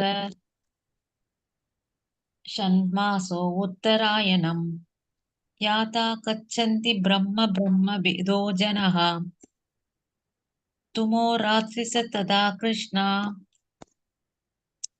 दक्षिणायनम् ज्योतिर्यो हि प्राप्य निवर्तते. ஹரே கிருஷ்ணா மாதாஜி. மாதாஜி கொஞ்சம் ஸ்லைடு இதுவாகுது மாதாஜி. ஹரே ஸ்லைடு கொஞ்சம் சரியில்லை. நீங்க புக் வச்சு படிக்கலையா மாதாஜி? ஓகே. இப்ப வந்து இதுல என்ன சொல்லியிருக்கிறாங்க அப்படின்னா, பரபிரம்மனை அறிந்தவர்கள், பகவானை வந்து யார் ஒருத்தவங்க இறைவனை பத்தி தெரிஞ்சுக்கிட்டாங்களோ அவங்க வந்து கடைசி நேரத்துல இறைவனை வணங்குறவங்க எப்படி உயிரை விடுவாங்க, அதாவது அக்னி தேவனின் ஆதிக்கத்தில், அக்னி தேவனுடைய ஆதிக்கம் இருக்கக்கூடிய நேரத்துல, பகலின் நல்ல நேரத்தில், அப்புறம் சூரியன் எங்க போகும், வடக்கு நோக்கி செல்லக்கூடிய அந்த உத்தராயண காலகட்டத்தில், அப்புறம் வந்து வளர்பிறையா இருக்கக்கூடிய அந்த 2 வாரங்கள்ல உயிரை விடுகிறவர்கள் என்ன சென்று அடைகிறார்கள், அந்த இறைவனை சென்று அடைகிறார்கள் அப்படின்னு சொல்லப்படுது. அதே சமயத்துல புகை புகை நிறைஞ்ச அந்த நேரத்திலையும், இரவுலையும், ராத்திரி நேரத்திலையும், தேய்பிறை அந்த 2 வாரங்கள்லயும், சூரியன் வந்து தெற்கு நோக்கி நகரக்கூடிய அந்த 6 மாத காலங்கள்ல, அது என்னது தட்சிணாயனம் சொல்லக்கூடிய அந்த ஆடியில இருந்து மார்கழி மாசம் முடிகிற வரைக்கும் அந்த காலகட்டத்துல உயிரை விடும் யோகிகள் எங்க போறாங்க, சந்திர உலகத்தை அடைந்து மீண்டும் அங்க அனுபவிச்சுட்டு திரும்பவும் இந்த உலகத்துக்கு திரும்பி வர்றாங்க அப்படின்னு சொல்லப்படுது. ஆக மொத்தம் சந்திரலோகத்துக்கு போறவங்க இங்க திரும்பி வர்றாங்க, இறைவனோட உலகத்துக்கு சென்றவர்கள் திரும்பி வர மாட்டார்கள் அப்படின்னு இங்க சொல்லப்பட்டிருக்கு. 28 மாதாஜி. ஹரே கிருஷ்ணா மாதாஜி. ஹரே கிருஷ்ணா. வேதேஷு யக்ஞேஷு தபஸ்ஸு சைவ தானேஷு யத் புண்ணிய பலம் பிரதிஷ்டம் அத்யேதி தற்சர்வம் இதம் விதித்வா யோகி பரம் ஸ்தானம் உபைதி சாத்தியம். ஹரே கிருஷ்ணா மாதாஜி. ஹரே கிருஷ்ணா. ஆனா இப்ப வந்து யோகிகளோ அல்லது பக்தர்களோ இதெல்லாம் வந்து நம்ம குறிப்பிட்டு நம்ம என்ன செய்யலாம், இந்த நேரத்துல நம்ம உயிரை விடணும் அப்படிங்கிறது நம்மளால பண்ண முடியுமா, அப்படி அது நம்ம மாறி இருந்து தட்சிணாயத்துல உயிரை விட்டுட்டோம்னா நம்ம வந்து இந்த லோகத்துக்கு போயிட்டு திரும்பி இங்க வந்துருவோமே அப்படிங்கறது கவலையெல்லாம் நம்ம பட வேண்டாம். ஏன்னா பக்தர்களா வந்துட்டோம்னா அது பகவான் கையில, அவர் பார்த்துப்பாரு நம்மள வந்து எங்க கொட்டிட்டு போகணும் அப்படிங்கிறது அவருடைய முடிவா போயிடும். அதனால அதுதான் இங்க சொல்லியிருக்கிறாங்க. என்ன சொல்றாங்க, பக்தி தொண்டின் பாதையை ஏற்பவன், பகவானுடைய பக்தியில யார் ஒருத்தவங்க போயிட்டாங்களோ அவங்க என்ன செய்ய வேண்டாம், வேதங்களை படிக்க வேண்டாம், யாகங்களை செய்ய வேண்டாம், தவம் புரிய வேண்டாம், தானம் கொடுக்க வேண்டாம், கர்ம ஞான பாதைகள், அதாவது கர்மயோகம் ஞானயோகம் அப்படிங்கிற வழியெல்லாம் அவன் சூஸ் பண்ண வேண்டாம். அது எல்லாத்தோடைய பலன்களையும் எப்படி கொடுக்கிறான், பக்தி யோகம் செய்யறதுனாலே எல்லாத்தையுமே அவன் வந்து அடையிறான், பலன்களை அவன் இழப்பதில்லை. பக்தி தொண்டை செய்வதன் மூலமாகவே இவை அனைத்தையும் பெற்று இறுதியில் நித்தியமான உன்னத இடத்தை அவன் அடைகின்றான். ஆக மொத்தம் நாம என்ன செய்யணும், நாம எப்ப உயிர் விடணுங்கிற முயற்சியெல்லாம் நம்ம பண்ணவே வேண்டாம், அது நம்மள்ட்ட இல்லவும் இல்லை நம்ம கையில. அதனால நம்ம பக்தி தொண்டு பண்ணினாலே எல்லா வித செயல்களை, எல்லா ஆஸ்டாரிட்டி செஞ்சதோட பலன்களும் பக்தர்களுக்கு கிடைச்சிடும் அப்படின்னு இதுல சொல்லப்பட்டிருக்கு. இது வந்து கோலோக சாட்டு, இறைவன் இருக்கக்கூடிய அந்த உலகங்களை பத்தி ஒரு ஸ்மாலா நம்ம லைட்டா வந்து நம்ம தெரிஞ்சுக்கணுங்கிறதுக்காக இது கொடுக்கப்பட்டிருக்கு. இது பார்த்தீங்கன்னா இதுதான் வந்து கோலோகம். அங்க பகவான் கிருஷ்ணரும் ராதையும் நடுவுல இங்க இருக்காங்க இல்லையா, அவங்க வந்து அங்கதான் நித்திய வாசம் புரியுறாங்க, லீலைகள்லாம் அங்கதான் அவங்க புரிஞ்சுக்கிட்டு இருக்கிறாங்க. அவங்களுடைய இருப்பிடம்னு சொல்லக்கூடிய இது கோலோகம், விருந்தாவனம் அப்படின்னு சொல்லக்கூடியது. இங்க இருக்க பூமியில இருக்கிற விருந்தாவனம் வந்து அங்க இருக்க விருந்தாவனத்தோட பிரதிபிம்பம். அங்கதான் உண்மையான கோலோக விருந்தாவனம் இருக்குது. அங்கதான் பகவான் கிருஷ்ணரும் ராதையும் இருக்கிறாங்க. அவங்கள சுத்தி அவங்களுடைய 8 தோழிகள், லலிதா, விசாகா, அந்த சோதிகள், யாரு, ராதையோட தோழிகள் 8 தோழிகள் இருக்காங்க. அதை சுத்தி அந்த தோழிகளுக்கு தோழியா இருக்கக்கூடிய மஞ்சரிகள்லாம் இங்க இருக்கிறாங்க. அப்புறம் அவருடைய லீலைகள்லாம், இது வந்து 1000 இதழ் கொண்ட தாமரைன்னு சொல்லப்படுது. ஒவ்வொரு இதழிலையும் பகவான் கிருஷ்ணர் என்னென்ன லீலைகள் நடத்தினாரோ, பூலோகத்துல பிறந்து அவர் நடத்தின பூதனை கொல்றது, சகடாசுரனை எட்டி உதைக்கிறது, அப்புறம் கோவர்த்தனகிரிய மலையை தூக்குறது, அப்படி என்னென்ன லீலைகள் புரிஞ்சாரோ அந்த லீலைகள்லாம் இந்த ஒவ்வொரு தாமரை போல அவருடைய உலகமா அங்க வந்து இருக்குது. இங்க இங்க பாத்தீங்கன்னா இந்த 4 வாசல்கள் இருக்கு. 4 வாசல்களும் எப்படின்னா 4 வேதங்கள், ரிக், யஜுர், சாம, அதர்வன வேதங்கள் வந்து 4 வாயிலா இருக்கு. அத வந்து இந்த சதுர்யுகம்னு சொல்லக்கூடிய சங்கர்ஷனர், அனிருத்த, பிரத்யும்னர், வாசுதேவனுங்கிற 4 பேரும் அந்த இடத்த அவங்க வந்து காவல் புரியுறாங்க. அதுவும் இல்லாம இந்த 4 வாயில்களும் எப்படின்னா தர்ம அர்த்த காம மோட்ச, நம்ம வந்து அறம்பொருள் இன்பம்னு தமிழ்ல சொல்லுவோம். அந்த வாசல் ஒண்ணும் தர்ம அர்த்த காம மோட்சம்னு சொல்லப்படுது. இப்படிப்பட்ட அந்த கோலோக விருந்தாவனத்துல இங்க இருக்கிறது ஸ்வேத தீபம், அதாவது அவர் பகவான் இருக்கக்கூடிய அந்த ஸ்வேத தீபம் அப்படின்னு சொல்லப்படுது. இதுக்கு கீழே இங்க பாத்தீங்கன்னா ஆரஞ்சு கலர்ல இருக்கிறது வந்து மதுரா, அதுக்கு கீழே ப்ளூ கலர்ல இருக்கிறது ஜெகநாத் பூரி, அதுக்கு கீழே பர்பிள் கலர்ல இருக்கிறது வந்து துவாரகா. இதெல்லாம் தான் ஒரிஜினல். இங்க இருக்கிறது எல்லாமே பிம்பங்கள் அப்படிங்கிறத நம்ம தெரிஞ்சுக்கணும். இது அடுத்தது இது என்னன்னா வைகுண்ட லோகங்கள். இது வந்து மேல இருக்கிறது வந்து கோலோக விருந்தாவனம். இது வந்து வைகுண்ட லோகத்துல பகவான் விஷ்ணுவும் தாயார் லக்ஷ்மியும் அங்க வாசம் புரியுறாங்க. அவங்கள சுத்தி இருக்கிற இடத்துலயும் எல்லா விதமான லோகங்கள், நிறைய வைகுண்ட லோகங்கள், 1 2 இல்ல, ஒவ்வொரு இருக்கக்கூடிய அந்த குட்டி குட்டியா உங்களுக்கு தெரியாது அத்தனையும் வைகுண்ட லோகங்கள் அத்தனையும். ஒவ்வொன்றுலயும் பகவான் விஷ்ணு எப்படி இருக்கிறாருன்னா, ஒரு கையில இப்ப சங்கு சக்கரம் கதை பத்மம் தாமரை ஏந்திட்டு இருக்காரு இல்லையா, அது வந்து ஒவ்வொரு கையிலையும் மாறுபடும். ஒவ்வொரு உலகத்திலையும் அவருடைய லீலைகளுக்கு தகுந்த மாதிரி மாறுபட்டு இருக்குன்னு சொல்லப்படுது. இங்கேயும் வந்து வாசல் 4 வாசல் இருக்குது. இங்க வந்து அவங்களுடைய வாயில் காப்பாடு சண்டா பிரசண்டா, அப்புறம் வந்து யாரு இன்னும் ஜெயா விஜயா அப்படிங்கிறவங்க, பத்ரா அப்படிங்கிறவங்க எல்லாம் வந்து என்ன செய்யறாங்க, இங்க வந்து காவல் காத்துக்கிட்டு இருக்கிறாங்க. இது வைகுண்ட லோகங்கள் அப்படின்னு சொல்லப்படுது. இதுதான் நாம வாழக்கூடிய இந்த உலகம். இப்ப வந்து நீங்க வந்து கடைசியா நமக்கு மேல இருக்கிறது வைகுண்ட லோகம் பார்த்தோம், அதுக்கு மேல வந்து கோலோக விருந்தாவனம் பார்த்தோம், அதுக்கு கீழே வைகுண்ட லோகங்களுக்கு கீழே பிரஜாநதி பிரம்மஜோதின்னு சொல்லக்கூடிய அந்த பிரம்மஜோதி, அது கண்ணு வந்து எப்படி இருக்கும், பகவானுடைய அந்த 3 நிலைகள்ல இருக்கக்கூடிய ஒரு நிலை பிரம்மஜோதி ஒளிவட்டமா இருக்கும். அது வந்து என்ன செய்யுது, நம்மள வந்து மறைச்சுக்கிட்டு இருக்கு. இறைவனுடைய உலகங்களை நம்ம பார்க்க முடியாம ஒளிவட்டமா அங்க இருக்குது. அதுக்கு கீழே தான் இங்க வந்து பிரஜாரிவர்னு சொல்லக்கூடிய அந்த நதி இருக்குது. பிரஜாரிவர்ல குளிச்சுதான் வந்து மேல உலகங்களுக்கு ஒவ்வொரு இது ஆத்மாவும் போக முடியும்னு சொல்றாங்க. அந்த நிலையில இருக்கக்கூடிய பிரஜாரிவர் இங்க இருக்கு. இங்க இருக்கிறவர் யாருன்னா காரணோகதாய் விஷ்ணு. அவருடைய உடல்ல இருந்தான் பிரபஞ்சங்கள். இங்க பாருங்க கோல்டன் கலர்ல பால் பாலா வர்றது எல்லாமே பிரபஞ்சங்கள், அண்ட சராசரங்களையும் அவர் உடல்ல இருந்து வெளியே வருது. இந்த மாதிரி ஒரு கிளவுடா இருக்கு இல்லையா, மேகக்கூட்டம் மாதிரி இருக்கு இல்லையா, அதுதான் வந்து மகத்தத்துவா அப்படின்னு சொல்லக்கூடியது. அதுக்குள்ள இருந்துதான் நம்மளுடைய பஞ்சபூதங்கள் மற்றும் மனம் புத்தி அகங்காரம் எல்லாமே அதுக்குள்ளதான் அடங்கியிருக்கு. அதுல இருந்துதான் வந்து உற்பத்தி ஆகுது. எங்க இந்த பிரபஞ்சங்கள்லாம் வந்து உருவாகி வருது. இப்ப இந்த ஒவ்வொரு பிரபஞ்சங்களும் இங்க தனியா ஒரு யூனிவர்சல இங்க காட்டியிருக்கிறாங்க. ஒரு வால்ல என்ன இருக்குன்னா, இங்க கர்ப்போகதாய் விஷ்ணு அங்க ஆதிசேஷன் மேல படுத்திருக்கிறாரு. இவருக்கு வந்து ஆதிசேஷன் கிடையாது, தாயார் லட்சுமி கிடையாது, அவரு தனித்துவமா இருக்கிறாரு. ஆனா கர்ப்போகதாய் விஷ்ணுவுக்கு ஆதிசேஷன் இருப்பாங்க, தாயார் லட்சுமி வந்து அங்க பணிவிடை செய்வாங்க. அந்த நிலையில அவருடைய தொப்புள் கொடியில இருந்து ஒரு தண்டு போகுது. அந்த தண்டுல மேல தாமரை பூ மலர்ந்து பிரம்மாவை முதல் உயிர் வாழியா அவர் வந்து அங்க படைக்கிறாரு பகவான். அவர் என்ன செய்யறாரு, செகண்டரி கிரியேஷனா அவர் கை கொள்றாரு. அவர்கிட்ட இருந்துதான் எல்லாமே உற்பத்தி ஆகுது. இந்த தண்டுக்குள்ளதான் 14 உலகங்களும் இருக்குது. நமக்கு மேல ஒரு 6, நமக்கு கீழே ஒரு 7 உலகங்களும் இங்க இருக்குது அப்படின்னு தெரிஞ்சுக்கணும். இவரு வந்து இங்க வந்து ஸ்ரீரோகதாய் விஷ்ணு. இவரு வந்து நம்மளுடைய மனசுக்குள்ள இருக்கக்கூடிய பரமாத்மா தான் இங்க பார்க்கடல்ல பள்ளி கொண்டிருக்கிறாரு. இது வந்து துருவலோகம். இந்த உலகம் வந்து இருண்ட உலகம், துக்காலயம் அசாஸ்வதம் சொல்லப்படுது.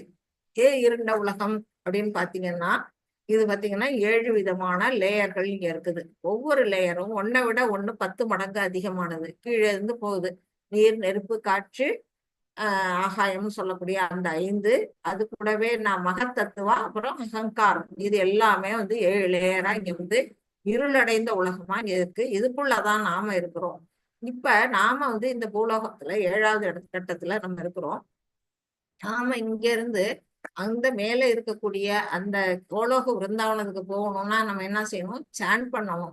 ஹரே கிருஷ்ணா மகாமந்திரத்தை சான் பண்ண அது இங்க பாருங்க ஒரு நூல் மாதிரி போகுது. அந்த ஹரே கிருஷ்ணா மகாமந்திரம் நூல் மாதிரி நம்ம கண்ணுக்கு காட்டி இருக்கிறாங்க. அந்த மந்திரத்தோட உச்சாரணத்தின் மகிமையினால அது நேரம் எங்க போகுது, இறைவனுடைய அந்த கோலோக விருந்தாவனத்துல சென்று அவருடைய பாதங்களை சரணடையுது அப்படின்னு இங்க காட்டப்பட்டிருக்கு. நாம இருக்கக்கூடிய உலகமும் நம்ம பார்த்துட்டோம். இது வந்து கிருஷ்ண லீலைகள்லாம் சொல்லப்பட்டிருக்கு. பகவான் கிருஷ்ணன் என்னென்ன லீலைகள் புரிஞ்சாங்கன்னு. இங்க வந்து பாத்தீங்கன்னா இது தாமோதர லீலை.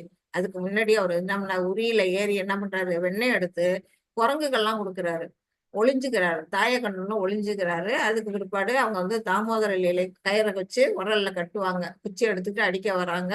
அந்த லீலைகள் சொல்லப்பட்டிருக்கு. இது வந்து நம்முடைய குலசேகர ஆழ்வார் அவரு பாடுறாரு ஒரு பாட்டு. என்ன பாடுறாரு, தன்னுடைய முகுந்த மாலை அப்படிங்கிற சோஸ்திரத்துல ஒரு பாட்டு பாடுறாரு. பகவானை நினைச்சு அவருக்கு பாடுகிறார். என்ன பாடுறாரு, கிருஷ்ண பிரதீய பத பங்கஜ கஞ்சராந்த மத்வைவமே விஷது மானச ராஜஹம்சஹ பிராண பிரயாண சமயேக பவாத பித்தைஹி கண்டா வரோதன விதோ ஸ்மரணம் புதஸ்தே. என்ன சொல்றாரு அப்படின்னா, மரணம் ஏற்படக்கூடிய காலகட்டத்துல எனக்கு வந்து என்ன செய்யும், கடைசி காலத்துல எனக்கு வந்து கபம் வாதம் அந்த பித்தம் இதெல்லாம் வந்து என்னோட தொண்டையை பிடிச்சி இறுக்கிட்டு என்னால உன்னுடைய நாமத்தை உச்சரிக்க முடியாம மனசு தடுமாறி உடல் வந்து என்ன செய்யும், கஷ்டத்தை அனுபவிக்கும். அதனால நான் என்ன செய்யறேன், இப்ப என்ன நல்லா இருக்கிறேன், இப்போ உன்னை வந்து நான் போற்றி பாடிட்டு இருக்கேன். இந்த காலகட்டத்திலேயே என்ன வந்து உன்னுடைய திருவடிகளை சேர்த்துக்கோ அப்படின்னு வந்து பகவான்கிட்ட அவர் வேண்டார் ஆழ்வார், குலசேகர ஆழ்வார். அதுதான் இந்த இங்க கொடுத்திருக்கிறாங்க. அந்த அன்னபட்சி என்ன செய்யுமா, ராஜஹம்சம் அதாவது ராஜ அன்னம்னு சொல்லக்கூடிய அந்த அன்னபட்சி என்ன செய்யுமா, இந்த தாமரை பூவோட தண்டு நுனியில இங்க போய் அது மூக்கால குத்துமா, குத்தி குத்தி என்ன செய்யும், அது உள்ள பூரா பாக்குமா. அது போலதான் அவர் வந்து தன்னை ஒரு அந்த அன்னபட்சி மாதிரி உருவகப்படுத்திட்டு பகவானுடைய பாதங்களை தான் வந்து இங்க தாமரை தண்டோட ஒப்பிட்டு இருக்கு. அந்த திருவடிகளை போய் சென்று சேர்றதுக்கு அவர் வந்து பகவான்கிட்ட வேண்டாரு. கடைசி கட்டத்துல என்னுடைய நிலை எப்படி இருக்குமோ தெரியாது, நல்லா இருக்கும் போதே என்ன வந்து கூட்டிக்கோ அப்படின்னு பகவான்கிட்ட வேண்டது இங்க சொல்லப்பட்டிருக்கு. இது நம்ம ஏற்கனவே பார்த்ததுதான். ஹரே கிருஷ்ணா மாதாஜி, பலஸ்ருதி சொல்றீங்களா? ஹரே கிருஷ்ணா மாதாஜி. சொல்லுங்க சொல்றேன் மாதாஜி. ஓம் தஸ்ஸதிதி ஸ்ரீமத் பகவத்கீதாசு உபனிஷத்சு பிரம்ம வித்யாம் யோகசாஸ்திரே ஸ்ரீ கிருஷ்ண அர்ஜுன சம்வாதே அக்ஷர பிரம்ம யோக நாம அஷ்டோரத்யாயः. ஹரே கிருஷ்ணா மாதாஜி. தேங்க்யூ மாதாஜி. ஹரே கிருஷ்ணா. வாஞ்சாகல்பதருभ्यश्च कृपा सिन्धुभ्येव च पतितानां पावनेभ्यो वैष्णवेभ्यो नमो नमः. अनंत कोटि वैष्णव वृंद की जय. श्रील प्रभुपादा की जय. नामाचार्य हरिदास ठाकुर की जय. Hare Krishna Krishna Krishna Hare Hare, Hare Ram Ram Ram Hare Hare. Hare Krishna Krishna Krishna Hare Hare, Hare Ram Ram Ram Hare Hare. Hare Krishna devotees, thank you so much. உங்களுக்கு ஏதாவது கேட்க வேண்டிய கருத்துக்கள், சொல்ல வேண்டிய கருத்துக்கள், இல்லை கேட்க டவுட்ஸ் ஏதாவது இருந்தா இப்ப நீங்க கேட்கலாம்.